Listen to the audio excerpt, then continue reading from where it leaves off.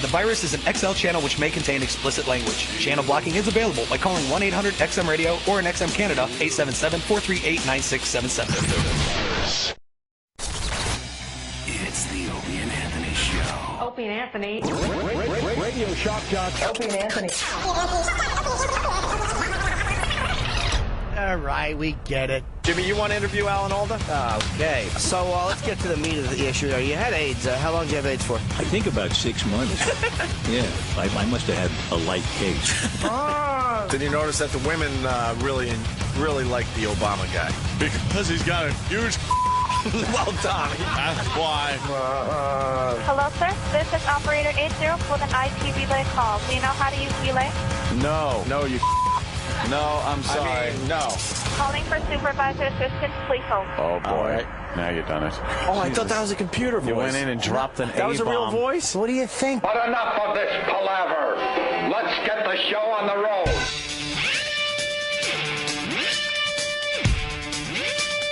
It's a good day for us, long-suffering Phillies fans. Finally. You've been a long-suffering Phillies fan? When did this happen? What are you talking about? Everyone knows I've been a Phillies fan since I was a little tot. Growing up in Philly? Growing up in Philly, yes. West Philly. It was rough in West Philly. What is it? Oh, my God. I was just a little kid when they won it in 1980. And now, 28 years later, us long-suffering Phillies fans can rejoice. It's been a long night, Anth. Hanging with the Philly crew, just celebrating this unbelievable victory. Woo! I thought you were, born and raised on Long Island. No. I'm changing my past. Oh, okay. You're just gonna. No, now I'm from Philly. Grew up in West Philly. If you know anything about West Philly, man, I'm from the streets. Oh, I'm from the streets, bro. are you? I'm drunk. I'm happy. I just don't know which Philly shirt to wear today. I'm not buying this act. Make sure the price tags are off. I don't know which one to wear, the green one or the red one. Anyone can wear the red one, but the green one, Yeah, I'd say wear the green one. shows you're Irish as well, and everyone knows I'm just about 100% Irish as well, so. It's apparently the Phillies won, huh? Oh, God, did they. Phone calls all night, congratulating each other. Congratulations to you. Congratulations to me. I had everything to do with this victory. Oh, you did? Oh, God, yeah. I could not care less. Or is it I could care less? Whatever. I think you know what it is. I hear you. There's none more less I could care. God, when am I going to sober up from this victory? Oh, really? God, just man. out partying. Just rocking, throwing back shots. A lot of, woo, Phillies. Oh, yeah. And I'm not one of those, like, soft fans where I find a bar in New York that has the game on just for, Philly people. Right. I went downtown Philly last night. I just got back. How'd you, Literally a couple hours ago. My God, man. Well, good for you and your Phillies. Woo! That's how baseball should be played, by the way. 3 innings, excitement, a little over an hour, and you're done with the game. That is hysterical. It's just like, here's the World Series. It's 3 innings. I want to start a mini-game baseball league. Ooh, that's nice. People would watch, I guess. It's 3 innings. That's it. 3 innings. Yeah. And you can get your monster pitcher that throws 110 miles an hour to rock every pitch because he knows he's not going to throw his arm out because it's 3 innings. Whole game just. I think there's a market for that. I really do. It's like watching like an hour TV show, a couple times a week. 3 lousy innings. Who can't sit through that? But that Fox and that Major League Baseball trying to stretch it out. Oh, really? I'm surprised they didn't do a whole, national anthem and pregame show for the 3 innings. Yeah, it is odd because I guess they must have lost some revenue that they could have been playing commercials. Yeah, sure. Like a whole nother game or something. Yeah, but the Phillies won it. Good for them. Hey, wait a minute. Mike is calling me out on something here. What are you, crazy, Mike? What's up, Mike? Well, I'm not really calling you out. I just want to make the comment. I don't know anybody that's white that lives in West Philly. There's not one white person in West Philly. Now, Southwest, that's where I'm from. There's white people there. That's not many the left, beauty of me. I was the only white guy in the ghetto. Wow. Yeah. Well, Grew up tough. Me and Will Smith. He's right. Will Smith's from West Philly. It was me and Will, yeah, man. That's the Oak Lane section. But it's just funny when you said that. You said West Philly. I'm thinking, geez, like stand on 52nd and Market and said, announce you're there. Why do you think? How long you last? Why do you think I'm such an a-hole, man? I had a fight every day on the streets of West Philly. I had to fight my way out of that neighborhood and make something of myself. Did you? But really? I never forgot my support for the Phillies. I don't think there's been a white person in West Philly since like 1950. Look, this is all I have to say. In West Philadelphia, born and raised, on the playground was where I spent most of my days. Son. Wow. Chilling out, maxing, relaxing, all cool. That was me. And all Well, there's certainly a lot of electricity down there. And that's all I wanted to say. Thanks for ruining my bit, Mike. Jesus. How about you go with it? And all shooting some b-ball outside of the school when a couple of guys who were up to no good started making trouble in my neighborhood. I got in one little fight and my mom got scared. She said, "You're moving with your auntie and uncle to Long Island." Damn. You're rapping. No, I'm just reciting what I'm all about. All right, turn that off. Jesus. We have a little observation about the big win for the Phillies. Come on in for the big win. Do you want to hear the Japanese call? Do you want to hear Joe Buck's boring call? Or do you want to hear Harry Callis's extremely boring call? All the above. Which one you want to start with? Of course, no. All right, let's start with Joe Buck, because nothing says excitement like Joe Buck, man. He knows how to, bring it all home in the end. It was called a swinging strike by home plate umpire Jeff Kellogg.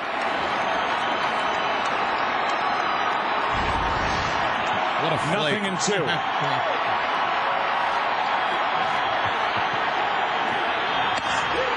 Phillies are world champions. That's it, Wow. The old... That's just like, do you believe in miracles? Joe Buck stinks. He could call a good game, but he doesn't care. He didn't care about this one, you could tell. He doesn't give a crap. It's better than the Phillies win. I think you need to do something in between the two. You know what I mean? Don't get too hacky, but somehow show some excitement. The Philinos. Joe Buck, he admitted in an interview this year that he doesn't even like baseball. So it's why are you calling these games? He doesn't watch baseball. Well, what does he like? He does watch baseball. He calls about 100 of these a year. That's the only time he watches it. What's his sport? Football. Oh, really? Yeah. Okay. And he does the Sunday games.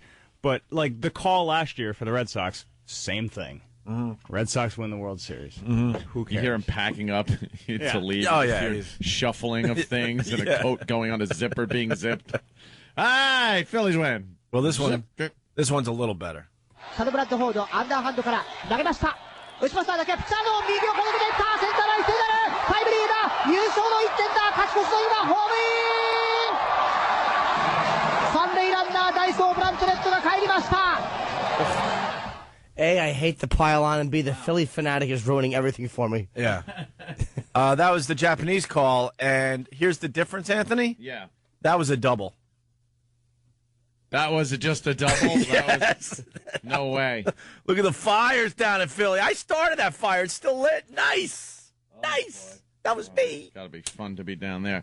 Let me hear that call again. All right. This is just for a lousy double that really brought in an RBI.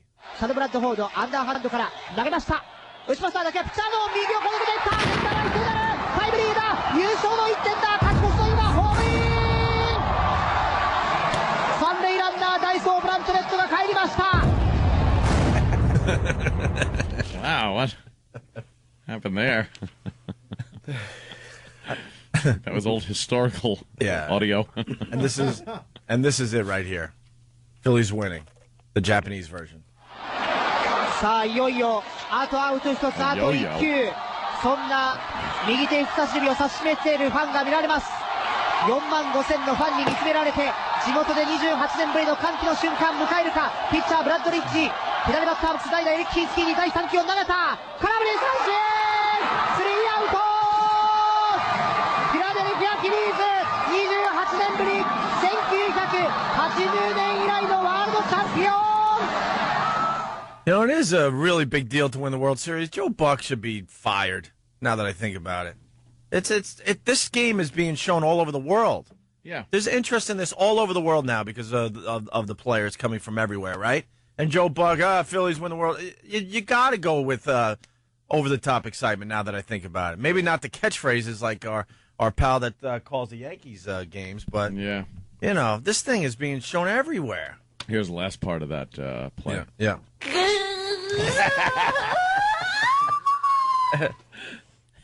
And then finally, you got Harry Callis, I believe. I thought you were going to say Harry Carey. No, no. God, they brought him back.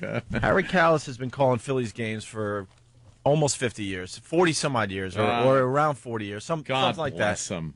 Now, you a long-suffering announcer for the Phillies, right? You would think he would just have an aneurysm if the Phillies won, right? Certainly. This is what you got last night. The 0-2 pitch, swing and a miss, struck him out. The Philadelphia Phillies are 2008 World Champions of Baseball. All right, at least it had some kind of umph to it. He's been waiting 40 years to do that. Maybe he can't get the excitement up. Maybe his doctors warned him, huh? Yeah. Keep your excitement level down. You got a pacemaker. Be careful. Let's say hi to Mark in Jersey. Mark. Hey, what's going on, guys? Hey, Mark. Philly is a freaking madhouse. I'm a repo man. I couldn't even get into Phillies. My boss told me to just stay out of there. They're flipping over cars. They're setting stuff on fire. It's complete chaos over there, and it's still going on. I kind of believe you. Oh, yeah, it's true. My boss sends me a text that says, do not go into Philadelphia. It is a zoo. I think it's a day off for everybody, too. Oh, yeah, but... Yeah. All right. Thank you. Thank you, sir. Let's go to Charlie in Philly. Charlie. What's up, Bubba Boy? Hey, Charlie. Last night was a great night. Phillies win the World Series, Opie's sports curse is broken, and I'm sure Obama's infomercial converted Anthony. We're going to get into, we got to clear the field so Anthony can have plenty of time to talk about the Obama infomercial. A lot of things happened yesterday. And guns. So maybe we'll take an early break here so we can clear the field for Ant. Don't get him started yet. Yeah, please. We don't want to rush this one. Steve in Philly, how are you? Hey, what's up, Bob? I just want to congratulate you, too, as well. The curse is broken. To hell with the Phillies. You're more important than them. I think I also picked the Celtics last year, my friend. I got a nice little streak going. I mean, I don't pick the team until there's two left, but still, I'm doing pretty good now. Yes, you are. All right, man. Congratulations. Thanks. All right. Let's say hi to Pete in Virginia. Pete. Hey, how do we know that Japanese version was actually real? I don't believe you. What do you mean? It could have just been anything. We couldn't tell. That's true. We don't know. Yeah. He could have just been cursing, like graphically describing some sex act, and we just play it and go, yeah, I guess it's the game. That's what we should have done. done. Put some cheering behind it. Yeah. See, if we prepared for this radio show, we would have had 3 Japanese clips, and you had to guess which one was the final out in the World Series. And the third one would have been something one horrific. One of them, just horrible. Something horrific. And then you just put baseball like noises behind it. Well, like that crack, crowd noise, the crack of the bat. Yeah. And I'm just describing horrific sex acts. Absolutely. All right, we'll take our first break. 877-212-0-A. Keep the phone calls coming. Today is the big day, Jimmy. We get to see strippers stripping for $1,000. We do? In honor of Kevin Smith's new movie, Zack and Miri Make a Porno. Do we have... anyone else notice all the advertising for the movie, but they don't say make a porno? Just Zack and Miri. Yeah. Just Zack and Miri. That's going to hurt the film a little bit because it doesn't describe what the hell it's about. No. Make a porno. That's the big get. I know, because that just sounds like, what? Like some kind of romantic comedy. Right. And what, how many of these young ladies do we have? Stunt, how many? There were 4 that qualified. We'll see who shows up. They should be here about 7:45. 4 girls. You know we're going to end up seeing like E-Rock strip or something. Wouldn't you think a K-Rock, one of the K-Rock girls would show off? Oh, they're not allowed to. No? Remember? Yeah. Remember when we had that whole contest? We were trying to get a few of them naked and like, yeah. Corporate said, blah, But blah, they don't blah. have to get naked. Well, pasties, something. But bikini, even at this point. They weren't allowed to show cleavage. Do you remember how like tight they played it? A girl in a snowsuit at this point. Yeah. I don't care. One of those big puffy snowsuits. You are right. Anything. You're right, by the way. We've seen it all. I mean, back when we were fighting the good fight. Yeah. We're like old veterans of a war. We saw it all, and now like we're living in we're living at the top of the mountain, and we haven't seen a girl in so long that even a girl in a snowsuit would get us going. Yeah. You're right. Kind of be funny to watch a girl with her hood up in a big snowsuit trying to pole dance. We saw so much that, you know, it didn't the matter. couple was having sex in the corner. We were talking to Greg Brady. Yeah. And he's like, why are you interviewing me when that's going on? And we're like, oh, yeah, that. Because we were, like, jaded by that point. So what? But now, you know what? Even just seeing a little cleavage, I think I think we're going to need some cleanup time. Quick break. We'll continue. Anthony's got a lot to say about the Obama infomercial. Yeah. And the gun store. Oh, the whole thing. And what was the other thing you were talking about? Oh, we'll get into it. All right. Yeah. No teases needed? Oh, no. No teases necessary. Opie and Anthony. Opie and Anthony. Bitter, angry motherfuckers. Opie and Anthony. Jimmy's a realist. You're a racist. And I'm clueless. Jay Moore's on the line, but I can't. Oh, my get to God. Jay Moore. Don't go anywhere. Can't you use the keyboard? him. No. Hiya, boys. There he is. Jay Moore, everyone. Before I put on my friend Jay, I want to defend how short I am. Another hour. You boys, boy, you're good. But a few days in a row, you've been tagging good old Al. Yeah. I'm going to do all the commercials. Like the quicker picker-upper when I work on my nails. I don't have alopecia. Yeah, people saying you have alopecia. Alopecia, propecia. That's why I'm hooked on phonics, Anthony. Because I don't know certain words. I just know in 88 minutes my hair was orange. Yeah, it was. Like Pesci and JFK. My wig was crooked and I wanted to throw a gay party with friends. Who's got that down? I'm so impressed, Jimmy. You get to tell jokes, and you think you're special because you painted a fucking nails. What movie? I'm going to guess Glengarry Glen Ross. No. When you just, like, embarrass everybody, you idiot. Fucking great, Colin. That's why he's not Stream here. of consciousness and just yell out random quotes and go, okay, quick, what movie? And then when they're wrong, go, I'm smarter than you. I knew what I was saying.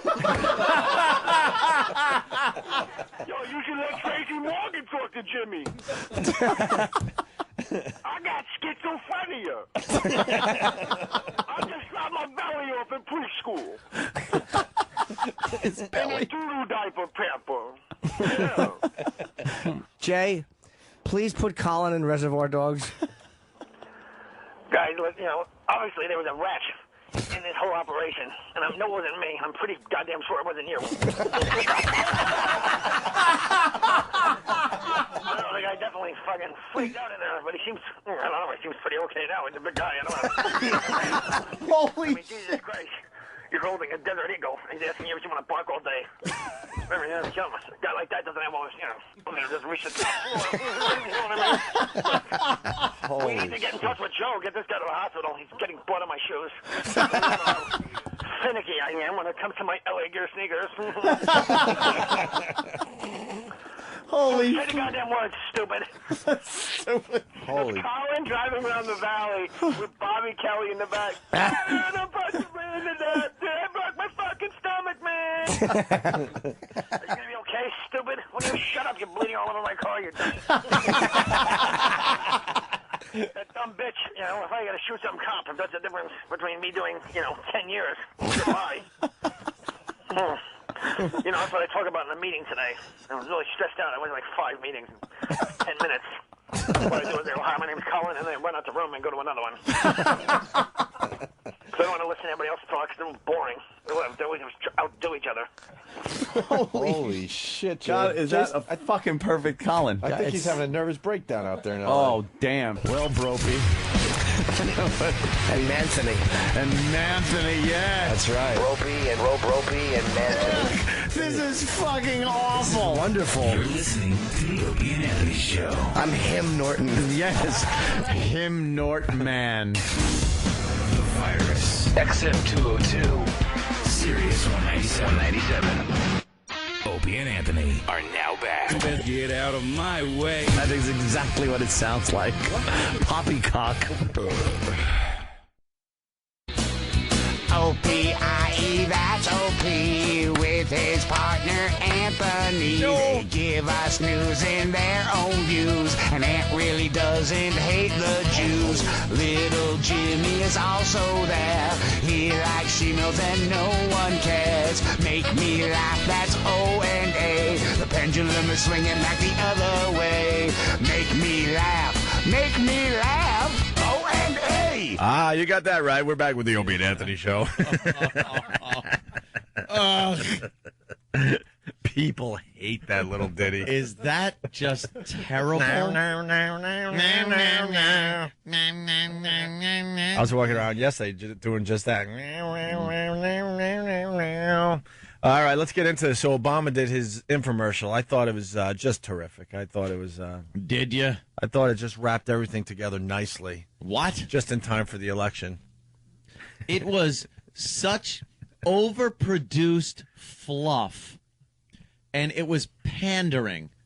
It was pandering. That's all it was.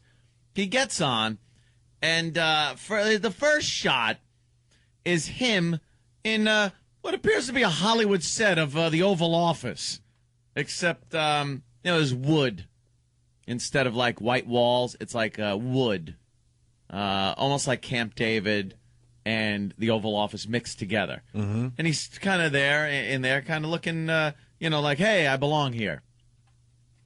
And then he starts just telling stories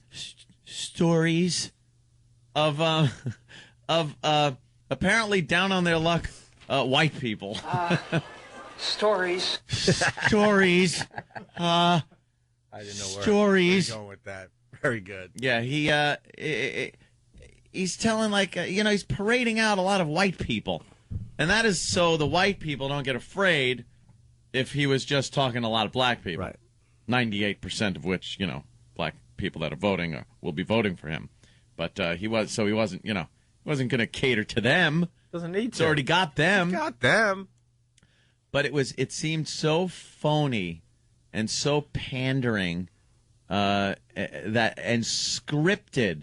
It's like there wasn't a spontaneous moment to be had during this at the end there was. He was live from Florida. Yeah, that was spontaneous. He was live from Florida at the end of his infomercial. And not to a full house, mind you. Did you notice that? Notice some empty seats there. Well, I noticed a few empty seats, my friend. My friends. They were watching the World Series. What do you expect? He's bigger than the World Series. What are you kidding? Look at him. Look at that. That's nice. Oh, stop it. So he's look. He's got the flag behind him because Perishton thought he actually wears a flag on him. What is that pin? That's a flag. What, on his lapel? No, I've heard he doesn't wear the No, the he flag doesn't. pin. He doesn't either salute the flag or put his hand. Well, he shouldn't salute it, but he doesn't put his hand over his heart and face the flag during the national anthem. There's plenty of evidence of that. He's what I call a disgrace. A disgrace? A disgrace. You're calling our next president a disgrace? And what he was saying and the little bullet points they put on the bottom of what he was saying are all twisted versions of what he means to appeal to people's ignorance. Things about the tax cuts, which now are tax increases. People now don't even know what they are. What are they? 250? Is it 200? Is it 150? We don't know. Is it per individual or per family? Who knows? Who knows? We'll find out once he gets in. Oh, we never know what the president is all about. And he's talking before he about gets in. strengthening the military. Get out of here. He's not going to do that. He's cutting it. And you know he is. There's all those little bullet points that flash up on the bottom were all twisted versions of what he really means, trying to make it sound like something else. And I found that insulting. Look, he's talking to old white people. And then it was all, they could not parade enough white people that are down on their luck out to have this Obama coming up to him and trying to help him out. They're all good listeners, though. Look, they're looking at him, and they're certainly listening to every word he has to say. They're all talking to him like that old guy in the heat of the night in the garden, talking to Sidney Poitier. Yeah, well, he did say that, make phone calls and tell your friends to get the vote out. And apparently he's asking for more money. He's already collected over $750 million. He needs a few more bucks, I guess. Well, he doesn't want to assume anything, Anthony. And he's taking money in ways that he said he wasn't going to. He promised, and he surely broke that promise. The guy is a phony. Hannity, no surprise. I mean, I know Hannity's politics, but he had a great take on it. But Hannity swears he's a moderator. Straight out called him a liar. Moderator, sorry. Yeah. A moderate. Yeah, go ahead, sorry. I found this whole thing to be very calculated. Of course, he's running for president. It's going to be calculated. But this one is so transparent. It was so just a 30-minute infomercial. I'd rather watch some Jack LaLanne selling his juicer than watch this stupid infomercial. Yes, Jimmy? Listening to you. Oh, okay. As he was talking and listening, I'm like, he's going to be the first black president if he gets elected, obviously. Oh, Jesus. A little shallow, maybe. He probably just doesn't want to screw it up. Like, you don't want to blunder horribly in the home stretch. Mm-hmm. There was nothing there. Well, that was any substance. The infomercial was for the gullible people out there. Yeah, that's all. I know. I mean, you're looking for more. Stunt Brain's looking for more. You want to study, what these guys are about and stuff. But the average voter, that was perfect for them. It was just very, very easy on the eyes. Ugh. He was using the dramatic music, and he had the montages, and he had big wigs in business, talking about him. It was a very easy thing for Joe Voter to digest. Joe Voter. Everyone's name is Joe. No, what happened? Jesus. Everyone's Joe. Exactly. How about Paul Voter? Right. Ted Voter. But you were saying you were at the gun store yesterday, though. Yes. I made another trip to the old gun store. I was heading to the range, and one thing I did notice: the gun store was packed. Really? Oh yeah. People noticeably so. Noticeably. Absolutely. And because people know this Obama wants to infringe on everybody's Second Amendment right. That isn't even something that's up for debate. So the gun stores are now packed, selling what will be known as assault rifles because they have an aesthetic look of a military weapon. Yet they do the same thing a semi-automatic deer rifle does. They want to take away scopes because they will call it a sniper rifle instead of, sport for target shooting or hunting. So the gun stores packed with people buying guns. Obama has done more for gun sales than any other presidential candidate or president I've ever seen. You cannot go walk into a gun store and not see guns. They're flying out the doors. And a lot of people talking politics in the gun stores, I noticed.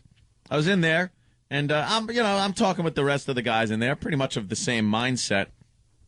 And there was a black gentleman that came in inquiring as to how to obtain his pistol license, because I guess he wanted to get a pistol. And some older white gentleman was in there, and he didn't even do the old peek around. He didn't even do the old look over the shoulder to see who's in the store, and he didn't care. Yeah, because this black guy's in there, and this older white guy is talking about how he thinks McCain will win because there's a lot of factors that could screw things up for Obama. He goes, if it rains or if there's a sporting event on, those people ain't going to go out and vote.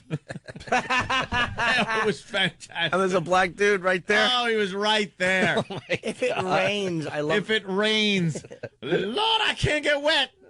You know, if it rains or if there's a sporting event, they ain't going out. Those people ain't going out. Oh my God. And the black guy, though, he didn't say anything. He got up. They got into a little dialogue about racism in the country, and it's real comfortable when that happens in a gun store. It's fantastic. But everyone was keeping it pretty civil. And I was just, I'm figuring it this way. I see the writing on the wall here. I know what's going on. I really do have a feeling Obama is going to win this thing. So I am stocking up on things that I know I'm not going to be able to get after he's in office, which is assault rifles, pistols, and ammunition. You got all that. Well, and a lot of it. I need more. So put it this way. This is how much ammo I bought yesterday. I put all the ammunition I bought on my passenger seat because then I was going to the range, so I needed some of it. And as I'm driving, my car told me that my passenger should buckle up. The sensor in the seat assumed someone was sitting there. That's how many rounds I had piled on my passenger seat. I heard ding, ding, ding, and I'm like, what? And I look up, and next to the mirror, it showed a little figure of a person sitting without their seatbelt on. A person made of lead. I had 45 caliber, 40 caliber, 9 millimeter, 380, 227 or 223. His ammunition is signaling for a turn. 56. I was loaded. Oh my God. Oh, did I have a lot of ammo. It took a couple of trips to get it into the house. How many pounds would you guess? I couldn't even tell. It has to be hundreds. Not 100? No, it has to be in the hundreds. It's very heavy. That's got to cost, I don't know, $20, $30 for that. Wow. But I was stocking up. I bought boxes of, merchandise that I don't think I'm going to be able to get, even though I should have the freedom to get it. So then I went to the range, and the parking lot, full, just packed. I go in, I get my my spot, and just start firing off rounds. Oh, I probably fired about 200 or 250 rounds through my 45, sighting in that laser. So much fun. What do you think about when you're shooting that many rounds? I think hit the target. So then I usually have the target. I usually have a just a regular, circles, concentric circles of different colors and numbers. No, like a regular target, a dartboard-ish target, if you will. Yeah, sure. And that sights it in pretty well. Once I got that, though, I wanted to have a little fun, so I went to the place where they sell the targets in the range, and I got that target of the bad guy. It's the bad guy target. And this got me thinking, too.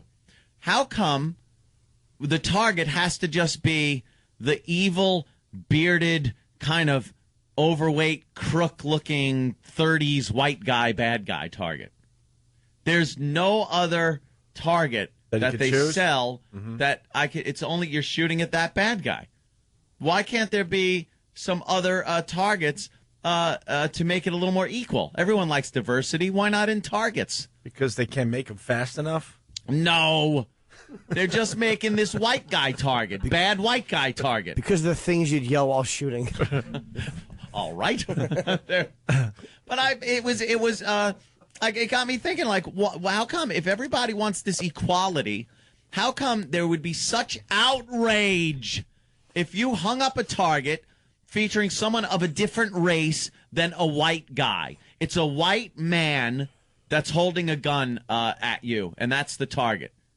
And you just zip that thing back, and there it is, and that's what you're shooting at. I can tell you why. Why? Because it's so obviously a caricature. It so obviously couldn't be real. So the white man committing the crime. I got you. That's it. That's the guy I'm constantly shooting at. Well, or that's a reasonable facsimile. How do you know thereof. he's white? It's a He'll see little Mencia. different. Carlos Mencia. He's squinting. Anthony, there's a solution to every problem. Bring a black Sharpie next time you go to the range. A black Sharpie. I'm just saying there should be targets that have the same diversity that the criminal element has in this country. Why not? If you're shooting at this bad guy, why don't we take all the crime stats in the country and divvy up targets accordingly? So that way I can buy a certain percentage of white targets, a certain percentage of black targets, and hang them up in the range and shoot with a more realistic result as to what I'm shooting at. That's all I'm saying. Problem? Is there a problem with that? He's just insane. I'm not insane. It's just this friggin' goody two shoes crap is what it is. It's supposed to just be fun for everybody. Let me tell you something. I know, because people are saying out there. And let me tell you something. It would be insane to hang a target of anything but a white guy in the range. You would instantly be just, first of all, thrown out of the place. If the news caught wind of it, I'd lose my job. You'd probably be arrested for some kind of hate crime for shooting at a diverse piece of paper. I don't know. It's some kind of paper racism. But why? Why? That's all I want to know. It's a very good question. But so I shot at, I shot at evil 1930s Muggsy white guy. See? I'm going to get you, see? He's holding a little revolver. And I was just started shooting him in the groin. Because you're that angry. Because I had, with the laser, it's hysterical. So I was just, popping his eyes out. Yeah. And hitting him in the chin. Like, anywhere I wanted to shoot him, I could just shoot him. Okay. So I was just popping him in the groin for a while, too. Or if you went to the gun store and said you wanted new targets, and then you brought a photo of a baby, and you're like, could you blow this up? Or an old lady crossing the street, or a small dog. Just something that's completely defenseless. Yeah, a president. A puppy. A little... The Queen of England. Puppy with his head turned sideways. All these things you should never be shooting at targets. Of course. You would think there'd be a market for that. Get a shooting range that just has ridiculous targets. Yeah. Have a little fun and humor involved with your shooting. You know what, though? You'd never get away with that. It would just be outrage. Yeah. Oh, I'm outraged. Let's go to Adam. Adam? Hey, how you doing? Good. What's up, Adam? Not much. Just recently went to the gun store and put a down payment on an AR-15, because I probably won't be able to buy one soon. Get them while you can. Buy up all your 30-round mags you can, too, my friend. Oh, that's right. I already bought a Springfield XD40, and I shoot 200 rounds of that, no problem. There you go. Man, you opened my eyes to something. Oh, good. The fact everyone's buying guns like crazy because of what they think Obama's going to do when he becomes the president. And this is a news story that was going on yesterday. I saw it on a few sites, MSNBC and CNN, that gun stores have, even in this bad economy, gun stores are doing great. Yeah. That people want to get a hold of these guns they're not going to be able to get. Well, speaking of which, Anthony in Boston listening on BCN. What's up, Anthony? Hey, what's up, guys? Hey. I got same thing going on around here. I actually live up in New Hampshire, but 8,000 rounds of 223 yesterday is what I grabbed, and the range that I go to actually allows you to print out or bring whatever you want to the range. They approve everything. So you could bring a, printout of, I don't know, Obama, whatever. Well, I wouldn't do that. Right. I mean, that's going to get you in trouble with the Secret Service. No kidding. But Anthony's saying the gun stores up in Boston are packed as well. I'm not even saying like people. I'm just saying generic people that show the diversity of this great land of ours and its criminal element is all I'm saying. There are criminals of every race in this country. So why can't they be represented by the targets of the bad guys that I shoot at? For the most part, I shoot at targets that are targets. Mm-hmm. They're just, like I said, like a glorified dartboard type targets. But if you want to shoot at other things, why not? Why not have someone in a hoodie? Something like that. something like from The Wire, one of my new favorite shows. Oh. Like that. Well, some criminal element maybe like that. Mm-hmm. Maybe some of these Asian or a Latin gang or what, just something that represents something besides 1930s white bad guy. Maybe you need to find another range. Oh, yeah. Bin Laden is pretty much the only other target that you can get. Oh, really? Yeah, they love giving you the Bin Laden target. Oh, wow. So you could shoot at that one. But, wow, really going out on a limb there. He only killed a few thousand Americans, and we get to shoot a paper friggin' target of them. Whoopity-doo. Let's say hi to Greg in New York. Greg. Hi. Anthony, I know you're desperately trying to keep the Republicans in by, using the gun thing as some, way of... Very important to me. Yeah, I know. It's very important to everybody. Think... It's Second Amendment, my friend, so what? Okay, so do you think if Obama gets in with the economy the way it is, with the war, health care and everything, do you think the first thing he's going to want to do is attack taking away your guns? Yes. Is that like the priority of the country? Dude, he's been doing that his whole career, and that is just it's not only the gun thing. The gun thing is an example of what this guy is about. It doesn't necessarily mean that it's just the gun thing that bothers me. The fact that is such a big issue with him, it shows his personality, his priorities, and that's what upsets me, is the fact that this guy has no respect for the Constitution of this country. Okay, the economy is going to keep him busy for at least 3 years. So get out of here. The war will be at least another 1 year. And the other thing, too, didn't Clinton sign the assault bans treaty or weapons act? Yeah, the assault weapons ban. He did. Yes, he did. Okay, so you still had your guns, though, right? No, not during that time, not till it expired, and Bush didn't re-sign it. Yeah, I know that part. How about this? How about Barack Obama on gun control? Prosecute people who use guns for self-defense in home. Yes. Ban the sale of almost all hunting ammunition. Yes. Increase taxes on firearms and ammunition by 500%. Yes. That's only three things right off the bat here. This guy, his entire career has been a party to a lot of these groups and organizations that are the most crazy. They're crazy groups that just want to do away with the Second Amendment. It shows this guy just has no respect to honor the Constitution of this country. His change that he's talking about is changing the Constitution, and not amendments thereof. All right. I mean, he wants to take your guns away. He does. That's what he wants to do. And the way this guy was talking, though, like the Obama, they can only do one thing at a time. Like, he can't focus on the economy and then also sign a gun bill. I tell you something about the economy, too.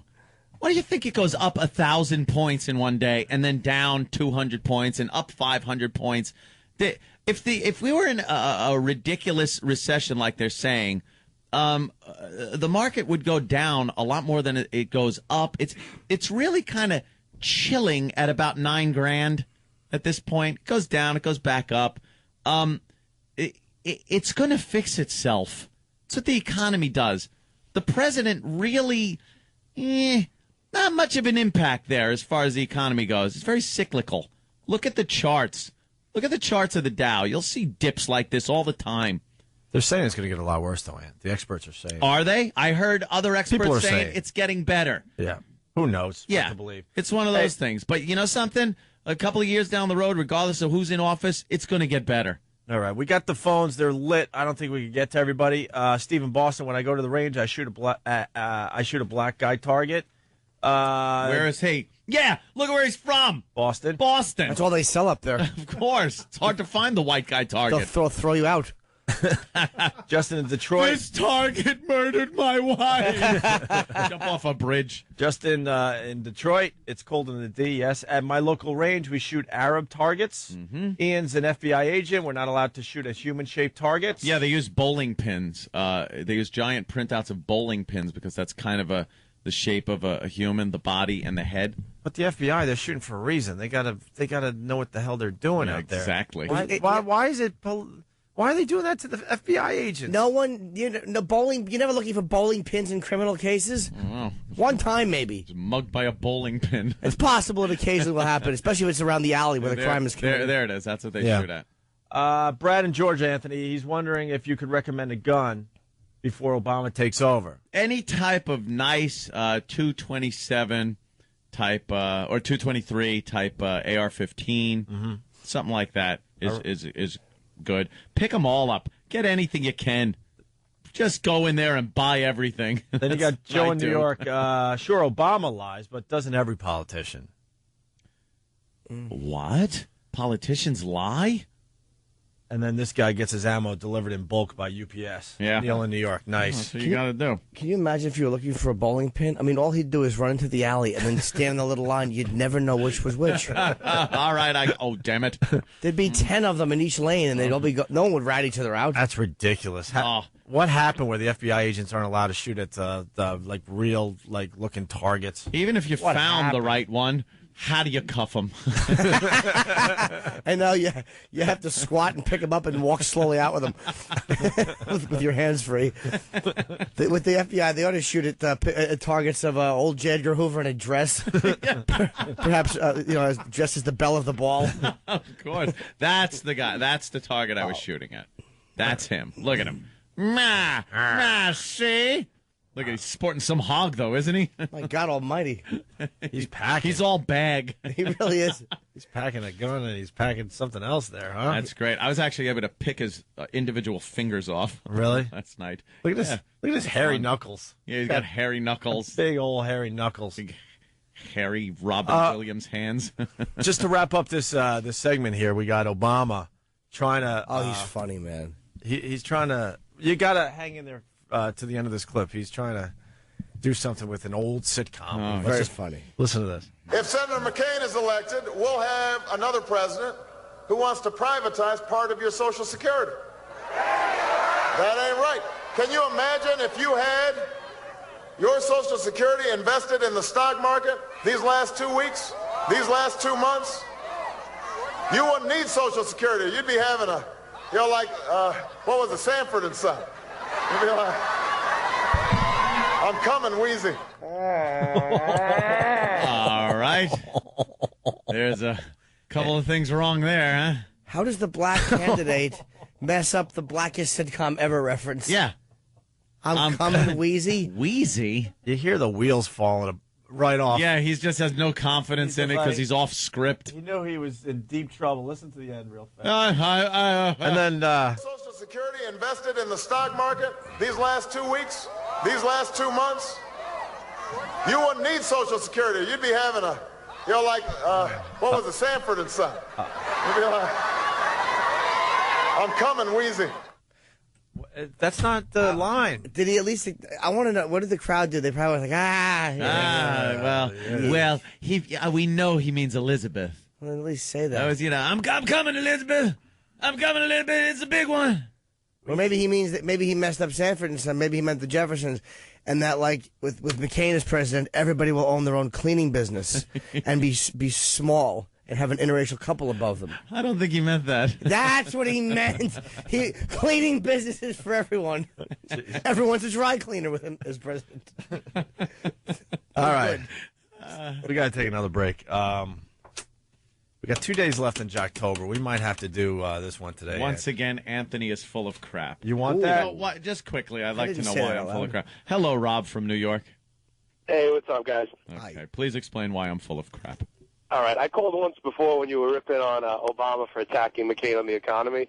But with the Second Amendment issue, I agree that not all hunting rifles should be banned, and there shouldn't be a huge increase in tax on guns and ammo. But when the Second Amendment was written, they didn't have assault rifles. I mean, you're looking at guns that you have to load with powder.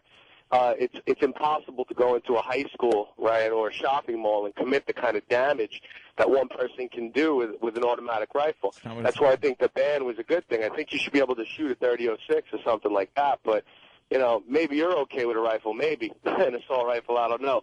but some other people should not be able to get their hands on weapons like what constitutes an assault rifle, sir?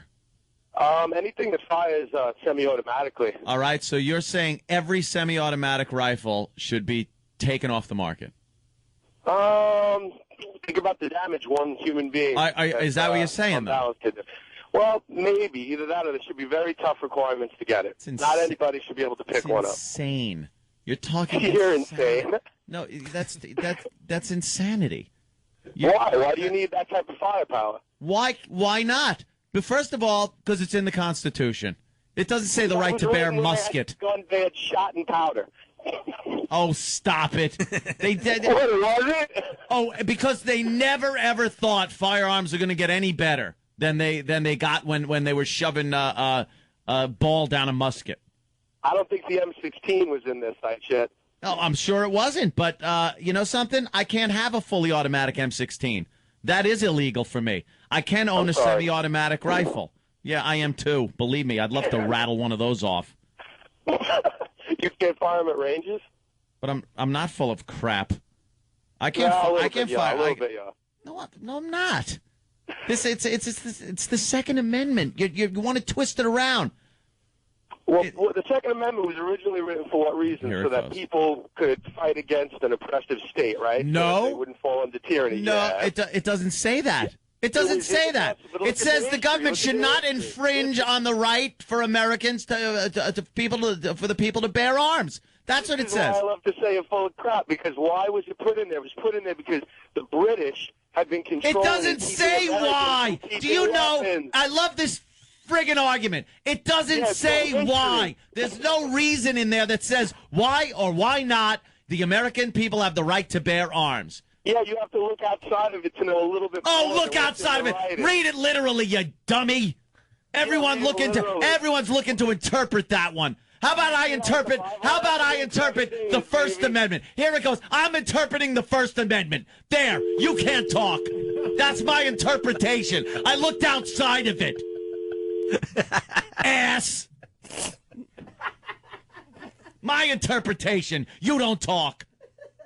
There, how did you like that? Did you like my interpretation? I didn't like the certain words you were using. They weren't using those words in the 1700s. Why are you a sore loser? Just because your guy's not going to win. Because they're going to make a president. But doesn't, let me ask you, can I ask you a question of the Constitution? Yes, sir. Doesn't the mindset of the Constitution authors, they do take that into account?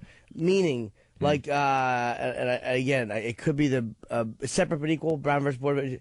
There is something to the mindset of the people who wrote the Constitution. They do actually look into that and go, was their intention to do this? Even if it's not written, it is considered. Like, separate but equal usually means that one is better than the other, I think. And so they said, well, that was never what the intent. I forget how it was worded, but their mindset does come into play, at least according to the Supreme Court. Do you know, the Second Amendment is so simple. It's just anti-gun advocates have twisted it around so much to make it confusing. It's a very simple thing if you read it. They've tried to throw the militia thing in there, that it's just for a militia. The militia was the people. That's what it was. So in order to have a militia, the public had to be armed. It didn't say that was the only reason. It said that there should be no infringement on the people's right to bear arms. None infringement. Don't infringe upon it. What does that mean? That's not open to interpretation. But it was written a long time ago. Who gives a crap when it was written? Sorry, that's when it was written. I think the Constitution's very good. I think it's slightly overrated at times as a document that can't be challenged. And I mean, not just with that, but with all. So what about the First Amendment? Let's take that one. Do you take that as an absolute? Yes, I do. All right. What if someone doesn't like what you're saying? This happens all the time. They don't like what you're saying on stage and want to change it. Well, it was written a long time ago before people were potty mouthing like Jimmy Norton on stage and cursing and talking about hurting people. So let's change that. Look outside the words and change that. And now Jimmy Norton can be arrested for saying what he says on stage. You like that? I do. All right. I hate when you do that to me. No, I think the difference is He did it to Lenny Bruce. the difference is yes, of course. Yeah. My only difference is when you look at the difference in what language is being used as today. Mm-hmm. There was unpopular stuff then. Maybe it's changed. The parameters have changed. But when you look at like the progression of weapons, Yeah. it's just different. Like language, I don't think has expanded. Like the use of language hasn't expanded like the way weapons have. They do have limitations. I can't own a tank. Right. I can't own a bazooka. I can own a semi-automatic rifle, which is it's a semi-automatic rifle. People do use it for hunting. They use it. What accoutrements are hanging off of the goddamn thing doesn't make any difference. Do you think it matters that I have a plastic stock that has ridges on it, and I have a handle and a stock that's lightweight, and things that make this thing an assault rifle, flash suppressor on the muzzle? What does that do when it comes down to a bullet flying out of the front of it? The flash suppressors, that's the problem. That's what it is. Completely against them. Yes. Get rid of them. We got to start there, right? There's something I could get behind. I want a flash brightener. Yeah, I'd say something to make it lighter. I say RPGs for all Americans, Anthony. All righty. All Americans. They Sounds should good. They should hand them out as you're voting.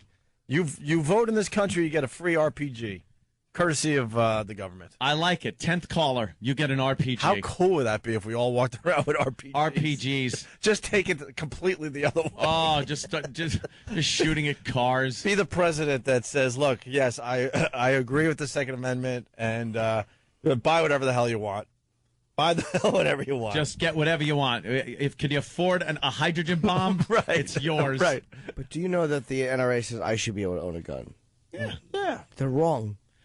But I know me. But right, you know you. It's called responsible gun. It's not the obligation of everybody to own a gun. It's the right for everybody to own one or to not own one. You don't have to own a gun. And most legal, law-abiding citizens that own gun are responsible gun owners. Are there accidents? Sure there are. There are car accidents. Are there people that do awful things with guns, even legally bought ones? Yes. Not nearly as much as illegal guns. And I'll bring up Chicago again, a city that you are not allowed to own a gun in. As a citizen, you are not legally allowed to own a gun in there, and it's the highest murder rate in the country with guns. It's the high because all the bad guys got them, and none of the citizens have them. And has that worked? Does that work? No. That kind of gun control doesn't work. It's been proven again and again in these cities that you're not allowed to own guns in as private citizens. Jimmy, I want to say yes so bad there. So did I. I know. Just because he didn't want to hear yes. I know. But I do. I don't. I'm not as far as that. But you are right about people should be able to own the guns. I know we got to break quickly. It says, "Why do regular people need guns like that?" You know why? Because I like shooting them. They're fun. They're interesting weapons to fire. It's like having a car. Why don't we all drive white Aries K cars around? Why did you choose blue for your car? Why did you do it? I just like the way it feels in my hand, the way it looks, the way it shoots. There are certain weapons that feel better in your hand than other ones. All right, have the shooting range just stock up on every possible gun, and then you go there and you rent the gun for an hour. No. And then there's no harm. No, because and then you get to shoot whatever the hell you want, and then the society's safer when you're not. Society. Oh, I said it wrong. No, because I want to own it. It's mine. I'm just joking. Let's take a break here. Take away my gun. Wow, you got the phones lit, Ann. Certainly did. You all right? Well, calm down. Want us to take your blood pressure?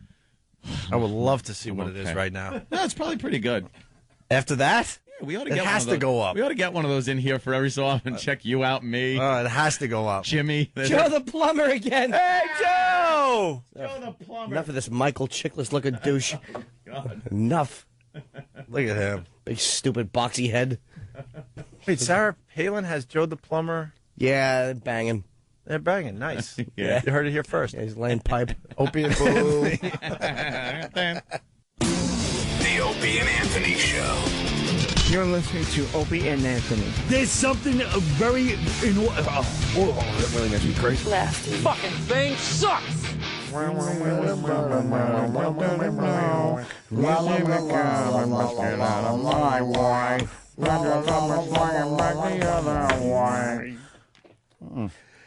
My heart's getting heavy. Ted. I don't know the lyrics, Stephen, but that's a lovely song. Thank you, Ted. I appreciate Pendulums that. do swing, too. Works out well. How do you know about pendulums? I've seen them swinging in clocks, in grandfather clocks that stop suddenly in the presence of ghosts. I thought perhaps you might have been in the business of selling them. Maybe Ted's. I've never sold pendulums. That's a dirty business, Daniel, and I won't be involved in it. A dirty It business. certainly is. There's no corruption like there is in the pendulum business. We all know that. All those pendulums sold are counterfeited.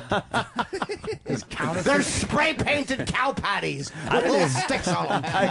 I never remember seeing a pendulum store. Can you figure out one? I once purchased a clock, and the pendulum inside was a cow patty with a stick on it, and my whole apartment smelled like duty.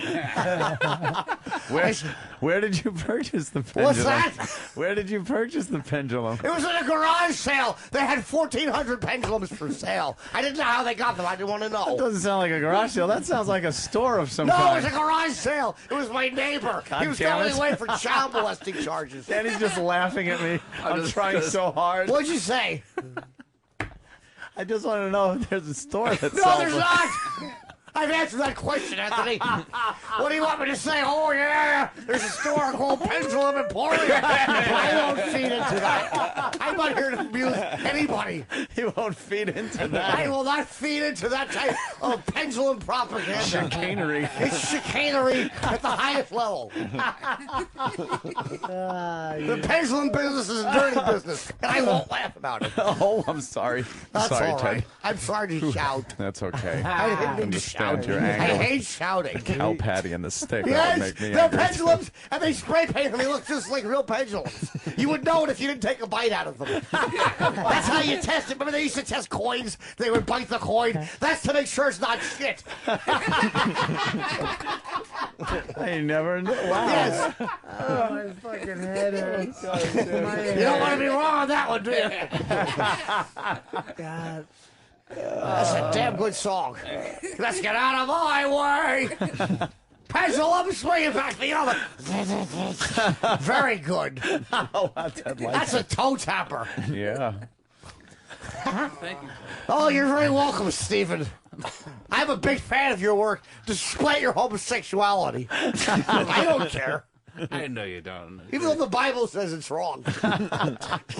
It certainly does. Thank you, Ted. Fun improv with you. I knew that was fucking Yes. coming. Perfect. Opie and Anthony. We do things smart here.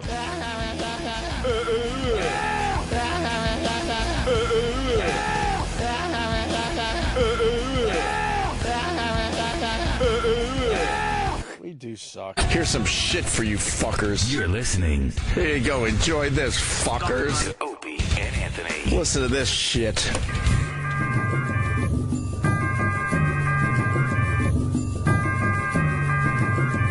This is a bit mellow. Opie and Anthony, good morning. Jim Norton. Yes. A couple things really fast. Of course, the Phillies won, but we'll talk about that when Philadelphia wakes up, which would be around noon or 1 this afternoon. Oh, there it is. Damn it. What happened? Nothing. The line got stepped on. How about the By drum the beat? music, yeah. The music just kicked in. I'm sorry. No. What were you going to say? Screw it. No, do it. Nope. Do too it. late. Do it. No, Do the, it. the Do moment it. passed. Do it. Why? It was good. He Do said it. something about how they were going to get up early, like noon was early. Yeah. Yeah. Your line? Well, what was your line? That was my line. No, that was my line. No, see, Jimmy just stole my line.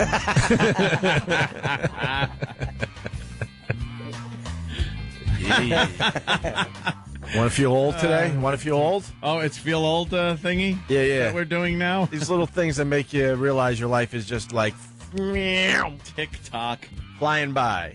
The Fonz has a birthday today. 63. Oh, the Fonz is 63. Isn't that how old he'd be if he was really in the 50s? Like, what happened? Yeah, I don't know. Well, he was old when he was making that damn thing. He was making believe he was some young little thing. Yeah, some young punk. He was already in his... Never fought. No. They were all just scared of him. Whoa, okay, Fonz. Yeah. He'll take off that leather jacket and do something with it. Yeah. Put it over Cunningham's face. Cunningham in my office. And they go in the bathroom together. Talk to the hole in the stalls. Yeah. Yeah, get in that stall. I'll get in this one. Yeah. Smoke that, Cunningham. Oh. Okey doke, Art. Yeah, he would take off the leather jacket, not a hint of a muscle, but everyone was scared of him. They were all scared of him. What did he know? Some of that karate. He had the T-shirt on, and all I know is he knew how to do that Russian dance. Yeah, from the Weezer video. Yeah. Oh yeah, it's not very threatening. They're Fonz. No. And AC/DC, good for them. Yep. Their album Black Ice, first week out. Yeah. 784,000 copies. People are still buying the music. Rock is back. What? You can't find a CD though. Is that online buys? No, I think that's all Walmart. That would make No way. It would make sense that would not be online because I think it's an older demo. They're not on iTunes either. AC/DC's not on iTunes? Oh, well, that would help too. I think it was 3 different stores. I believe it was Walmart, Sam's Club, and one other place. And I think the 3 total sales numbers were... No online, though, right? I don't think so. I suppose Walmart even sells it. No kidding. You know? ACDC.com was the other place. Okay. Oh, wow. You can download it? I'm sure they sold a few hundred off They're that. not big enough to do that. Yeah. Can I mention the fact that I'm doing book signings all next week? Yeah, that's cool, Jimmy. I Hate Your Guts coming out next week. So it starts in New York. I'm not going to give them all. Let's just say go to onaradio.com. But Monday's the first one at the Borders that I did my first one at. And I might have a special surprise plan there. Really? What? I just said that. A tranny? No, that wouldn't be a surprise. It's like, oh, this again. Yeah, exactly. Hi, Sheila. Oh, no. All right, listen. Ooh, a text message. What? Oh, sorry. Ooh. Would it be annoying if I did that every time I got a text message? I didn't mean to do it. Like, no matter what anybody was saying. You interrupter. Listen, the Obama thing we're going to get back to because it's a hot topic. Yes. Hot topic on the show. I want to finally tell everyone why I want Obama to be the president of the United States. Really? And it's very simple. Mm-hmm. It's great for this radio show. Oh, is it? Oh, my God, is it? Really? That's the real reason why I want Obama to win at this point. You want to see me go crazy? Yes. Yes, secretly I do. It's You'll kinda see weird. it. I don't know why. You'll see it then. Because I love you like a brother, but for some reason I want to see you just go completely Go nuts. nuts. I don't know what it's about. Because you're nuts. I can tell you what it's about. Really? Of course. What do you think? You're emotionally healthy? It's because you're out of your mind and you want to see him in the same rotten rowboat you're in.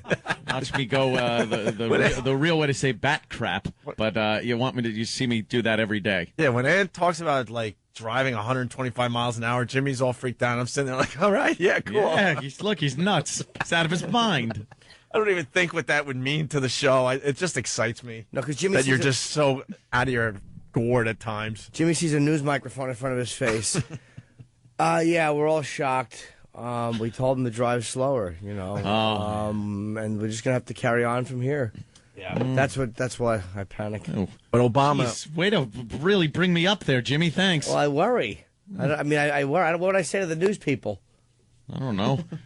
No comment. Your book is on sale. Yeah. Believe me, you'd fit a plug in. You have no idea how, if there is some kind of a heaven, you'd appreciate the plug I gave myself during all talks about you in the Jimmy news. would be on every news channel crying his eyes out with a huge "I hate your guts" Jim Norton to the Norton pole T-shirt. To the pole he hit. I just want to say, and he holds his book up. I hate your guts. Right. Nothing. It's just so sad. Do you think the fact that my book is on sale now in stores makes me feel better? I don't care.